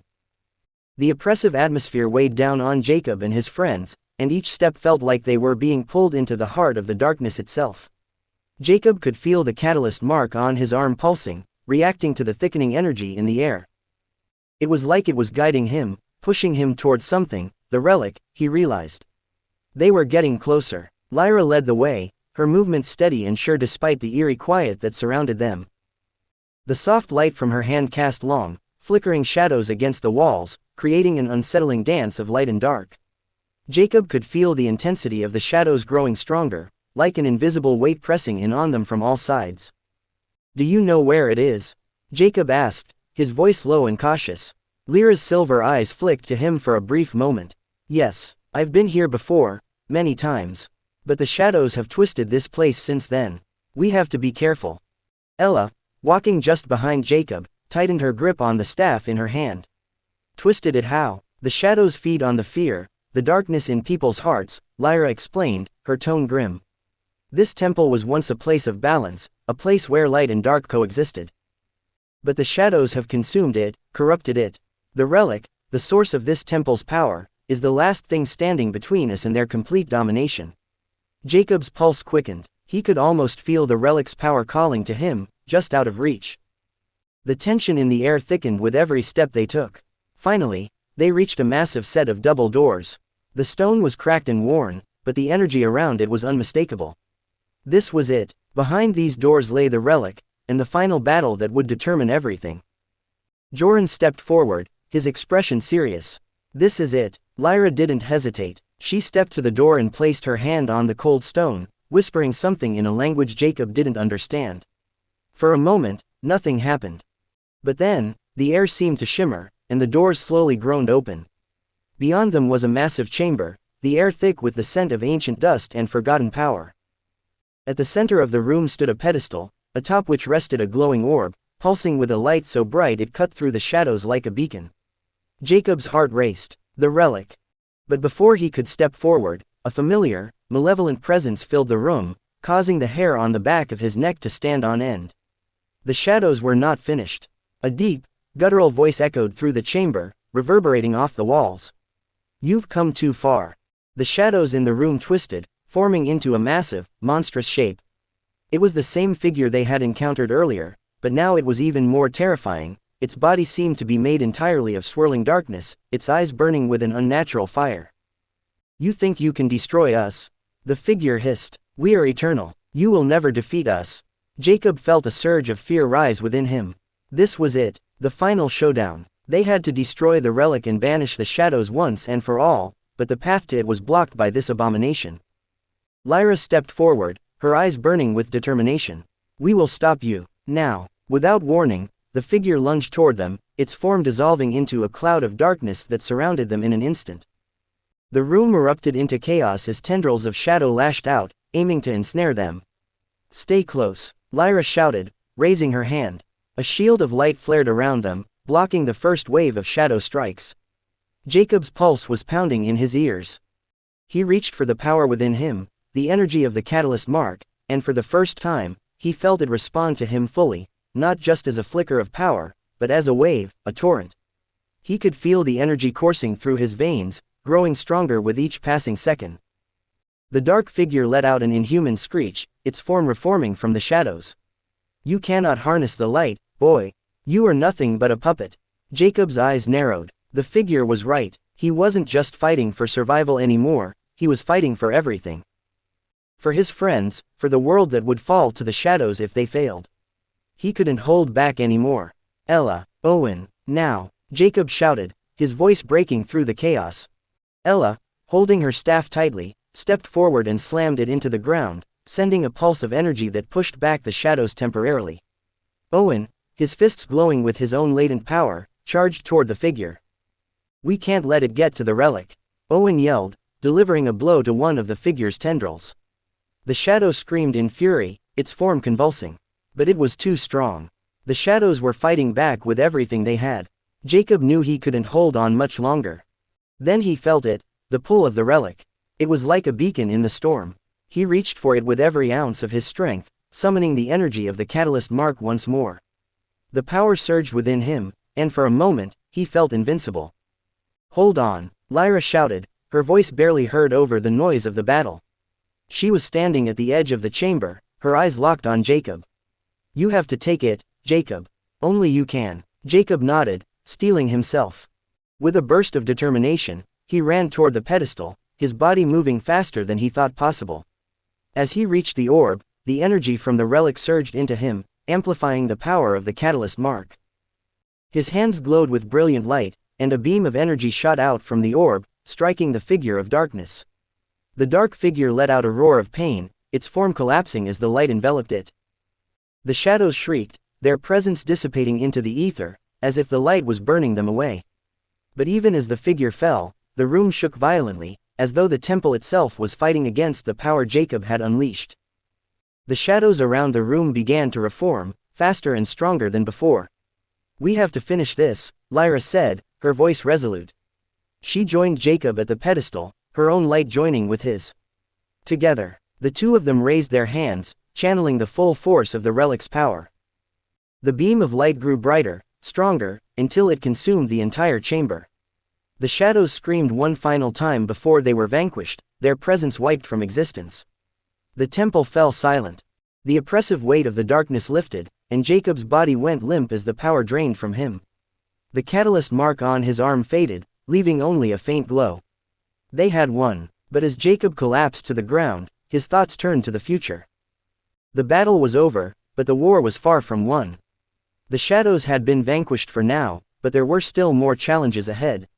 And Jacob was ready for them. Chapter 18. The Aftermath. The air in the temple was still, heavy with the echoes of the battle that had just transpired. The once thick shadows that had dominated the chamber were now gone, replaced by the soft glow of the relic that pulsed gently in Jacob's hands. He was breathing heavily, his legs unsteady beneath him, but he had done it, they had done it. Lyra stood beside him, her expression serious but proud. Her silver eyes flickered with a mixture of relief and exhaustion. "You did it, Jacob." Jacob's body was exhausted, drained from the effort. The relic's energy had been overwhelming, but he had held on, letting its power surge through him, and together with Lyra, they had sealed away the shadows. The dark figure that had haunted them was gone, disintegrated by the light. But even as the battle was over, the silence left a heavy weight in the air. "Are we safe?" Ella's voice broke through the stillness. She was standing near the entrance to the chamber, her hand gripping her staff tightly, scanning the room for any sign of danger. Owen was beside her, keeping a close eye on their surroundings. Jacob nodded, though his mind raced with questions. He glanced down at the relic, the orb now dimming in his hands. "For now, at least. But it's over, right?" Owen asked, his voice hesitant as he approached the pedestal. "The shadows are gone." Lyra shook her head, her gaze drifting toward the now stilled walls of the temple. "For now, yes, but this is only one battle in a much larger war. The shadows were not the source of the darkness, just a manifestation of it. There's more lurking out there." Jacob felt a shiver run down his spine. He had hoped that once they defeated the shadows, everything would go back to normal, that he could return to being just a regular high school student. But Lyra's words grounded him in reality. The fight was far from over. "What happens now?" Jacob asked quietly. Lyra's gaze softened as she met his eyes. "Now, we leave. We take the relic with us and make sure its power isn't corrupted again. There's still much to learn about its origins, but for now, it's safest with us." Jacob's hand tightened around the orb. "I'm not sure I understand," he said. "Why me? Why did this power choose me?" Lyra smiled faintly. "Because you have something the darkness can't touch, Jacob. You have a light within you. It's not just the catalyst mark, it's who you are. You were chosen because you're capable of standing against the darkness. And you always have been." The words struck Jacob more deeply than he expected. He had always felt like just another kid, struggling to fit in, wondering if he would ever be more than ordinary. But now, with the weight of the relic in his hands and the events of the past days playing in his mind, he realized that maybe he wasn't as ordinary as he'd thought. "Let's get out of here," Ella said, breaking the moment of silence. "Before something else shows up." They all nodded in agreement, and Jacob took one last look at the chamber. The temple, once a place of twisted darkness, now felt eerily empty, as if the shadows had never been there. They had won, but the cost of that victory still hung in the air like an unanswered question. Lyra led the way as they made their exit. The path back through the temple was quieter, the shadows no longer seeming to shift and pulse with energy. It was as though the very stones themselves had exhaled a long-held breath. When they emerged into the light, the world outside seemed unchanged, the sky as blue and peaceful as it had been when they first entered. But Jacob knew better now. The world wasn't the same anymore. He had seen the darkness firsthand, and it wasn't something that would just disappear. They walked in silence, the weight of their journey settling over them. Lyra was the first to speak as they approached the edge of the temple grounds. "You've done more than you know," she said softly, turning to face Jacob. "But there's still much for you to learn. This world is full of dangers, of powers you can't yet fathom. I'll help you prepare for them." Jacob nodded, his mind still reeling. "What happens now? What should I do next?" Lyra's eyes sparkled with a knowing light. "You keep moving forward. The darkness will always be there, waiting to see if you've lost your way. But if you stay strong, if you remember what you're fighting for, you'll find a way." The group walked in the direction of the rising sun, feeling the warmth of the light as they crossed the threshold of the temple grounds and returned to the outside world. Jacob could feel the shift within himself, the strength he hadn't known he possessed. His powers had awakened, but so had his understanding of what they meant. As they made their way back to the nearest town, Jacob's thoughts began to settle, but he knew this was only the beginning. The shadows may have been defeated, but whatever threat lingered in the dark would rise again, and he would be ready for it. The world was bigger than he had ever imagined, and he was no longer just a student in a high school classroom, he was a defender of light, a protector of what was good in the world. It was a lot to process, but Jacob was ready. And somewhere deep inside, he knew his true journey was only just beginning. Chapter 19. The Unknown Path. The town was quieter than Jacob had remembered. It was a peaceful place, nestled between green hills and sleepy forests, and yet, as they walked through the streets, the familiar sights now seemed distant, even foreign. After everything that had happened, the world around him felt different, like he was seeing it through a new lens, one that revealed things he'd never noticed before. The relic, now safely tucked away in a protective case that Lyra had conjured from thin air, rested at Jacob's side. It was strange to think that something so small could hold so much power, but he could feel it, its energy thrumming softly beneath the surface. He could sense its pull, like it was waiting for something, or someone, to make the next move. "So what now?" Owen asked, his voice breaking the silence. He was walking beside Jacob, a thoughtful expression on his face. "We've just defeated the shadows, but it feels like the calm before the storm, doesn't it?" Jacob nodded. He had the same feeling. The air was still, almost too still, like the world was holding its breath, waiting for something. Something was coming, but Jacob had no idea what it was, or how to prepare for it. Lyra, walking ahead of them, turned and flashed a small smile. "The worst is rarely over after a victory. But we have time now, time to regroup, to understand what we've learned. And we need to move quickly. The shadows are not the only threat out there. There are others, greater forces we've yet to face." "Like what?" Ella's voice, a mix of curiosity and wariness, came from behind them. She had stayed silent for most of the journey, her expression distant as if she were still processing everything they had been through. "Like the ones who sent the shadows," Lyra answered gravely. "The dark forces that control them are still out there, watching. We've only scratched the surface of what's happening in this world." Jacob's heart sank. He had hoped that by destroying the shadows, he would have earned some peace, even if just for a while. But it seemed that peace was always fleeting, especially when you were standing on the edge of something much bigger. "We're not done yet," Jacob muttered, more to himself than anyone else. "No," Lyra agreed, turning back to look at them. "But we will be ready." That evening, they stayed in the town's modest inn, the warm glow of the fire filling the room as they gathered around a small table to discuss their next steps. Jacob felt restless, though. He couldn't shake the feeling that something was waiting just around the corner. He wanted to push forward, but there was no clear path yet, no blueprint for the future. "What if we just stay here for a while?" Owen suggested, leaning back in his chair, trying to sound casual. "Lay low, recover. I mean, the world can't be in constant chaos, right?" "True," Ella added, glancing out the window as though watching for something. It might be nice to just breathe, to not be running from danger for once. Jacob couldn't help but chuckle. Yeah, but if we wait too long, we'll be sitting ducks for whatever comes next. Lyra's gaze was focused, her fingers tapping lightly on the edge of her glass. You're right, time is a luxury we don't have. There's a larger force at work, and we need to stay ahead of it. The shadows were just a messenger, a small piece of the puzzle. Jacob stared at her, trying to grasp what she was saying. What do you mean? Who's behind all of this?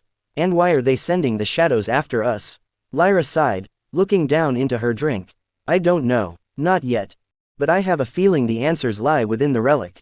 That's why we need to study it, learn everything we can. The more we know, the better prepared we'll be. Jacob's thoughts swirled.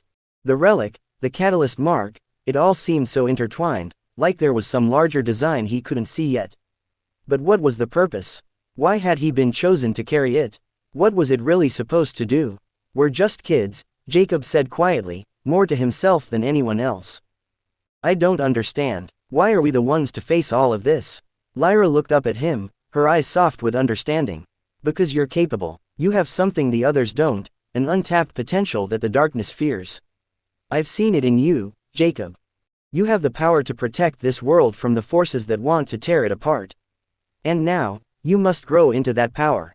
Jacob stared at her, unsure whether to feel honored or burdened by her words. But deep down, he knew she was right. Something inside him had changed during their time in the temple.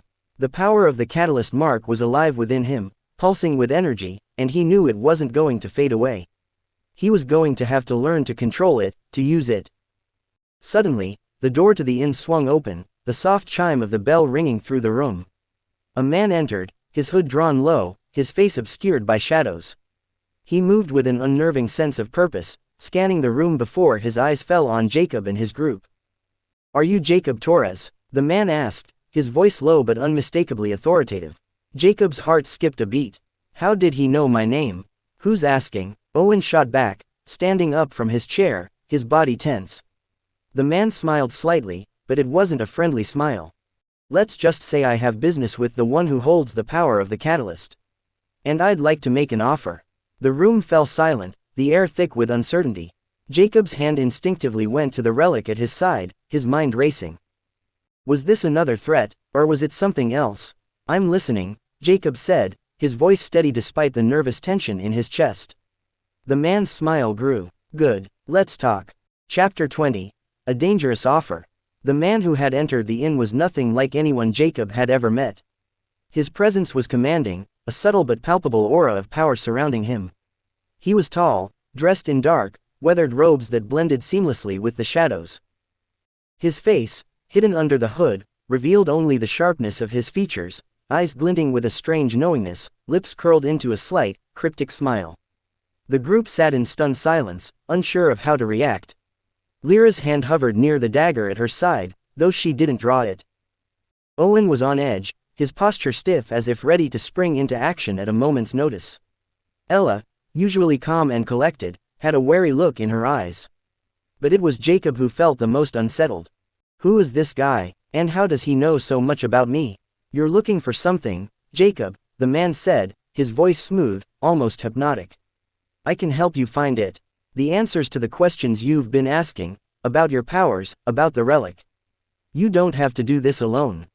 Jacob glanced at Lyra, whose expression remained unreadable. She met his gaze with a slight shake of her head, silently warning him not to trust this stranger.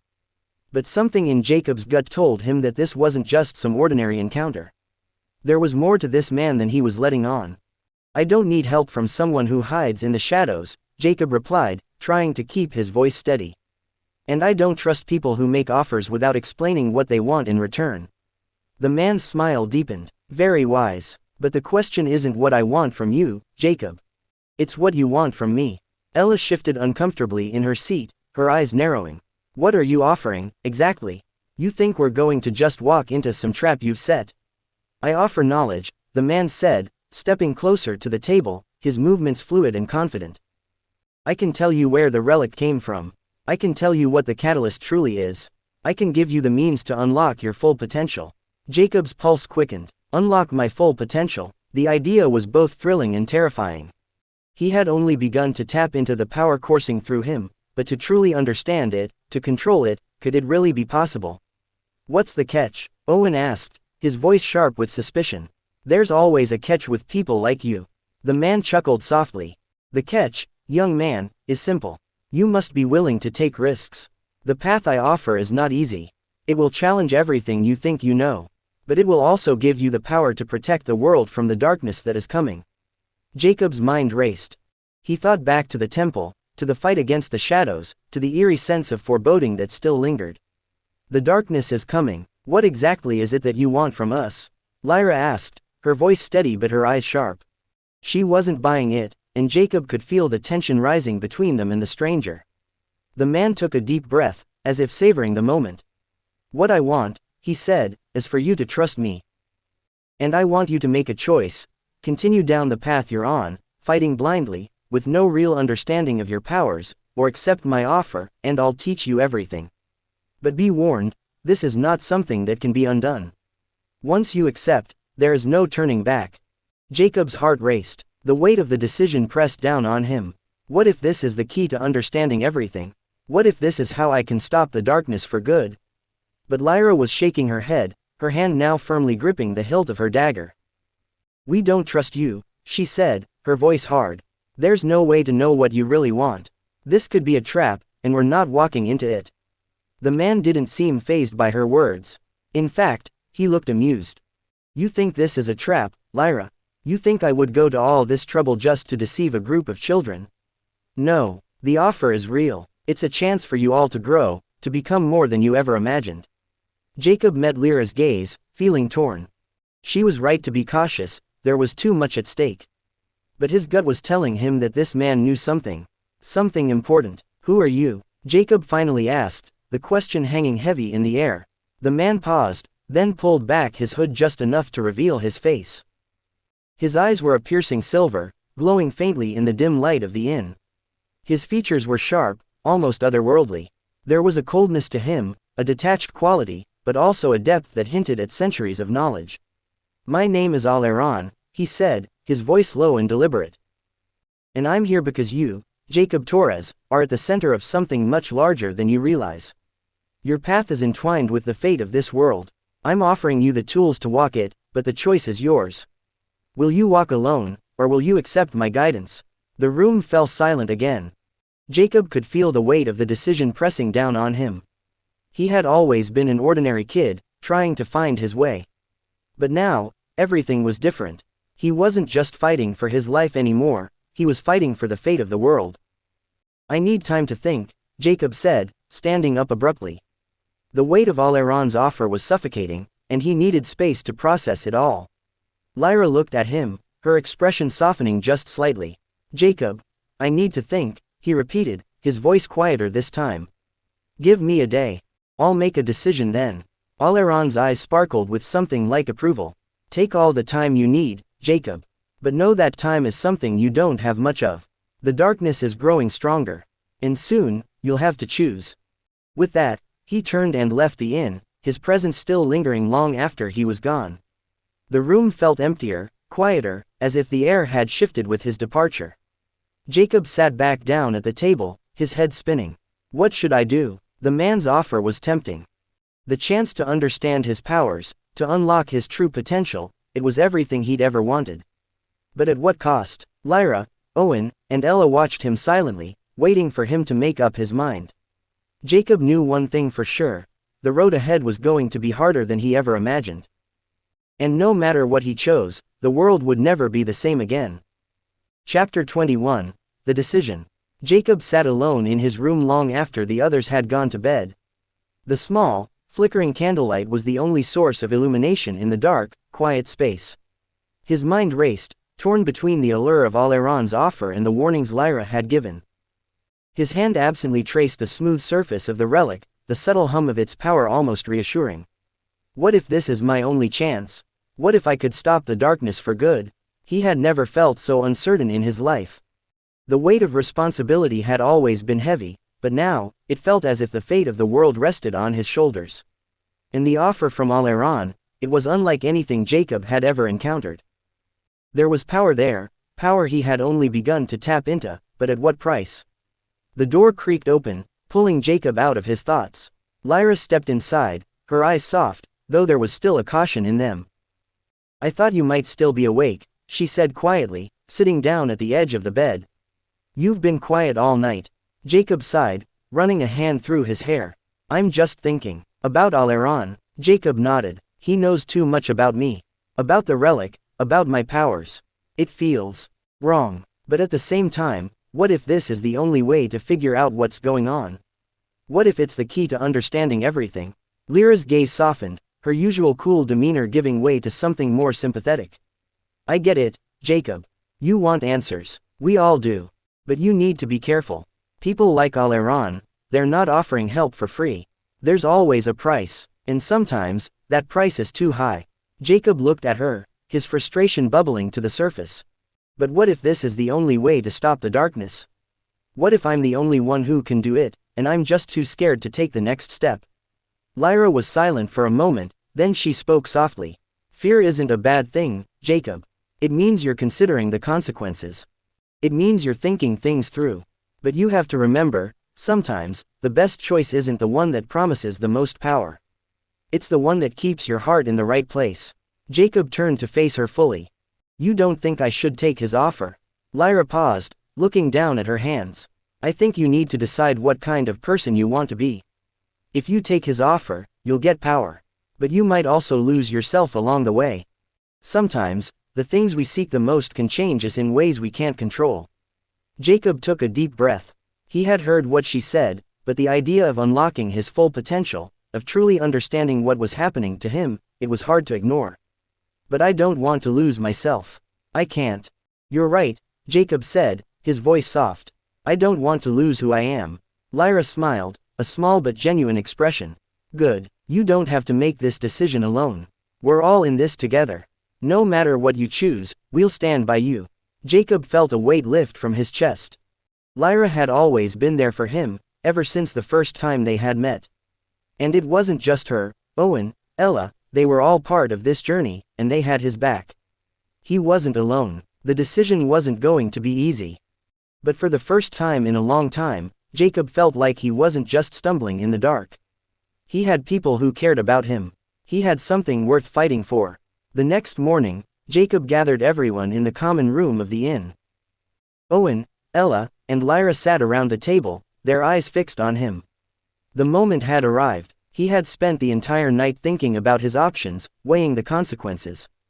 The power Al'Aran offered was tempting, but there were too many unknowns. Too many risks. "I've made my decision," Jacob said, his voice steady. "I'm not going to accept Al'Aran's offer.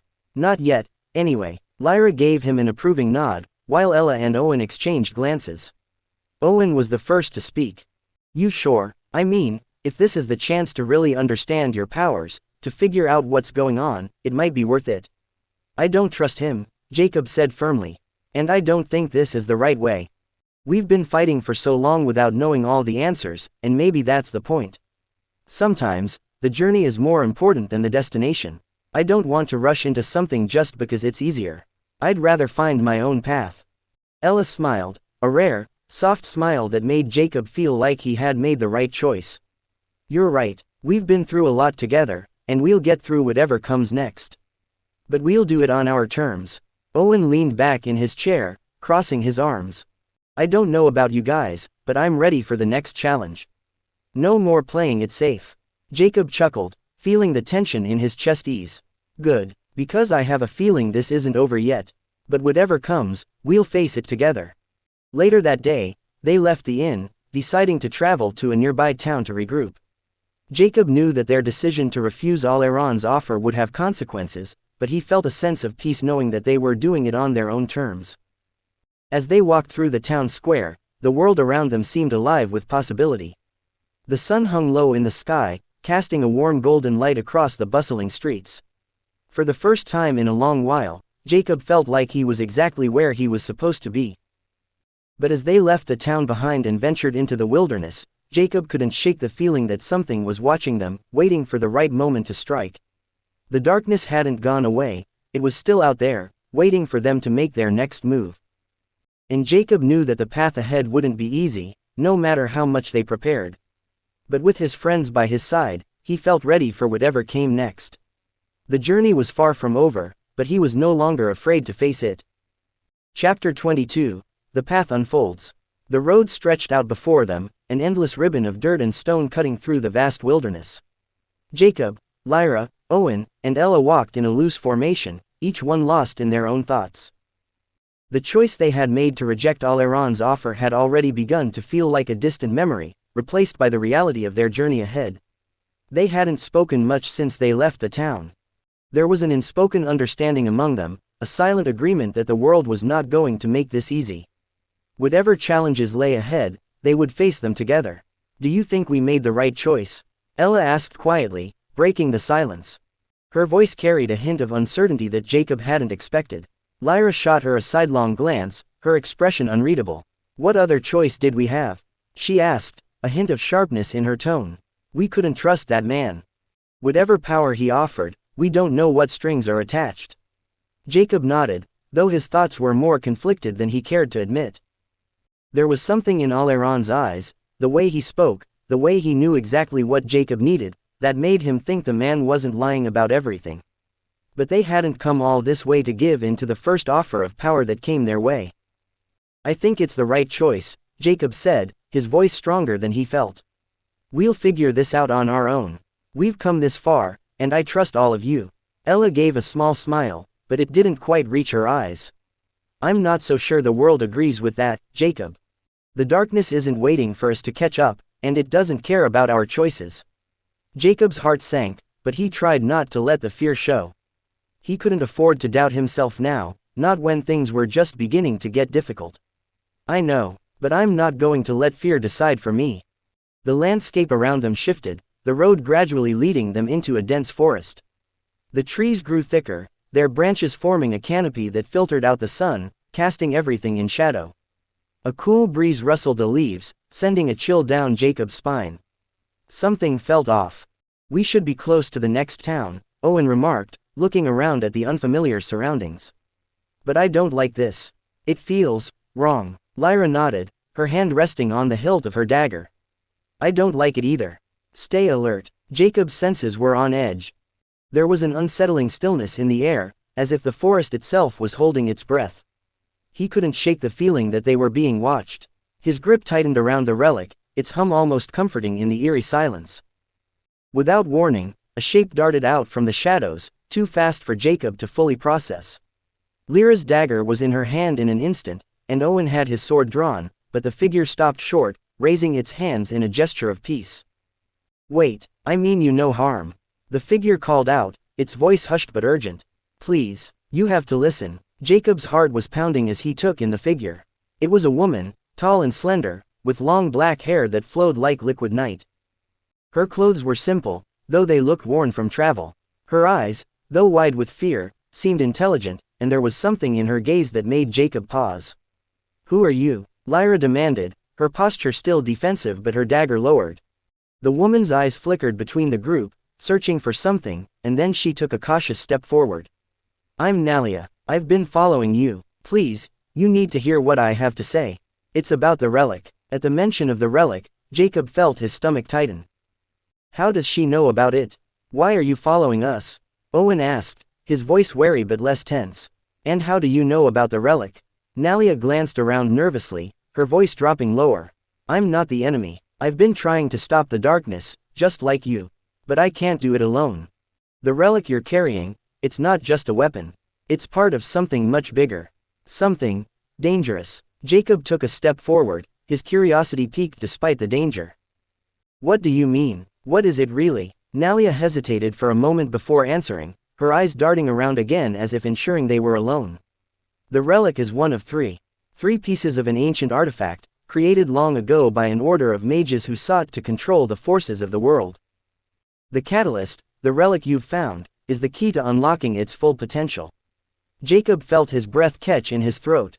The catalyst, that was what Alairon had called it. The key to everything. "The other two pieces are scattered across the world," Nalia continued, her voice urgent. "And they are being hunted by the same darkness you've been fighting. But they're not after the relic for the reasons you think. They want it because it holds the power to unleash the greatest force of destruction the world has ever known. A chill ran through Jacob's body. He knew that the darkness was growing stronger, but hearing it spoken aloud made it feel all the more real. The weight of his responsibility pressed down on him once more. "You've been following us because you want the relic," Lyra said, her tone skeptical. "No," Nalia replied quickly, her voice firm. "I want to stop it. I want to help you. The darkness that's coming, it's not something any of us can fight alone. We need all three pieces to prevent the world from collapsing." Jacob's mind spun. The pieces, the darkness, the relic. He glanced at his friends, each of them processing the new information in their own way. The path ahead was getting more complicated with every step. "I can't promise you anything," Jacob said, his voice tight. "But we're not handing the relic over. We need to figure out what's really going on." Nalia nodded, as if she had expected this response. "I understand, but you need to know, time is running out. The darkness will not wait for you to be ready." And with that, the woman turned and melted into the shadows, leaving them with more questions than answers. Jacob felt the weight of the decision pressing down on him once again. The road ahead had just become more treacherous, and the stakes were higher than ever. Whatever was coming, he knew that he couldn't face it alone. But there was no turning back now. The path was unfolding before him, and he had no choice but to walk it. Chapter 23. The Hidden Truth. The forest was silent after Nalia vanished, her figure swallowed by the shadows. Jacob stood motionless for a moment, still processing everything she had said. The pieces of the artifact, the catalyst, and the power it held, it all felt like a riddle, but one that Jacob was destined to solve. The urgency in Nalia's voice was impossible to ignore. "What do you think?" Owen asked, breaking the stillness. He was looking at Jacob, his face unreadable. Jacob rubbed his temples, trying to make sense of the new information. "I don't know. It feels like we're walking into something much bigger than we imagined. The catalyst, the pieces, this isn't just about stopping the darkness. It's about controlling it, or unleashing it." Lyra crossed her arms, her expression thoughtful. "I don't trust her. She's too eager, too cryptic. We have no idea who she really is or what she wants." "Maybe," Jacob said, still staring into the direction where Nalia had disappeared. "But she knew about the relic. And she seems to know more than we do. We need to find out if she's telling the truth. If the darkness is after the other pieces of the artifact, then it's even worse than we thought." "We'll find out soon enough," Ella said, her voice firm. "But we're not just going to walk into this blindly. If she's telling the truth, we need to be careful. The last thing we need is to be led into a trap." Jacob nodded in agreement, but something gnawed at him. What if she's right? What if the catalyst is more dangerous than we ever imagined? They continued through the forest, the weight of their conversation hanging in the air. The trees seemed to grow denser, their branches twisting in strange patterns. The forest felt like a maze, and with each step, Jacob couldn't shake the feeling that they were being watched. His senses were heightened, alert to every creak and rustle of the woods. Every shadow seemed like a potential threat. They walked for hours, the sky slowly turning dark as the sun dipped below the horizon. The chill of the evening air settled in, and the group decided to make camp. Owen set up a fire while Ella and Lyra gathered wood. Jacob, however, was lost in thought, staring at the relic in his hands. It hummed softly, the power within it almost calling to him, urging him to understand its true purpose. "Jacob," Lyra's voice broke through his thoughts, and he looked up to see her standing nearby, watching him with a concerned expression. "Are you okay? You've been distant." Jacob took a deep breath and forced a smile. "Yeah, I'm just thinking about everything that's happened. About Nalia. She's not the only one we need to worry about," Lyra said, her voice low. "There are forces out there that want that relic, and we don't even know how many of them are already aware of us. We might be walking into something we can't handle." Jacob's stomach tightened, and he looked down at the relic again. The weight of it was both a burden and a responsibility. He didn't ask for this power, didn't choose this path, but it was his to walk. And no matter how dangerous it became, he couldn't back down now. "I know," Jacob said, his voice steady. "But we can't stop now. We have to figure out what this relic is really for, and how to use it before it's too late." Lyra nodded slowly, though there was a hint of worry in her eyes. "Just remember, Jacob, you're not alone in this. We're all in it together." Later that night, As the fire crackled and the rest of the group settled down to sleep, Jacob sat apart from them, staring into the flames. The glow cast strange shadows across the ground, and for a moment, he thought he saw movement out of the corner of his eye. A shape darting through the trees. His heart skipped a beat. Was it Nalia, or something worse? He stood up quickly, his hand gripping the relic tightly.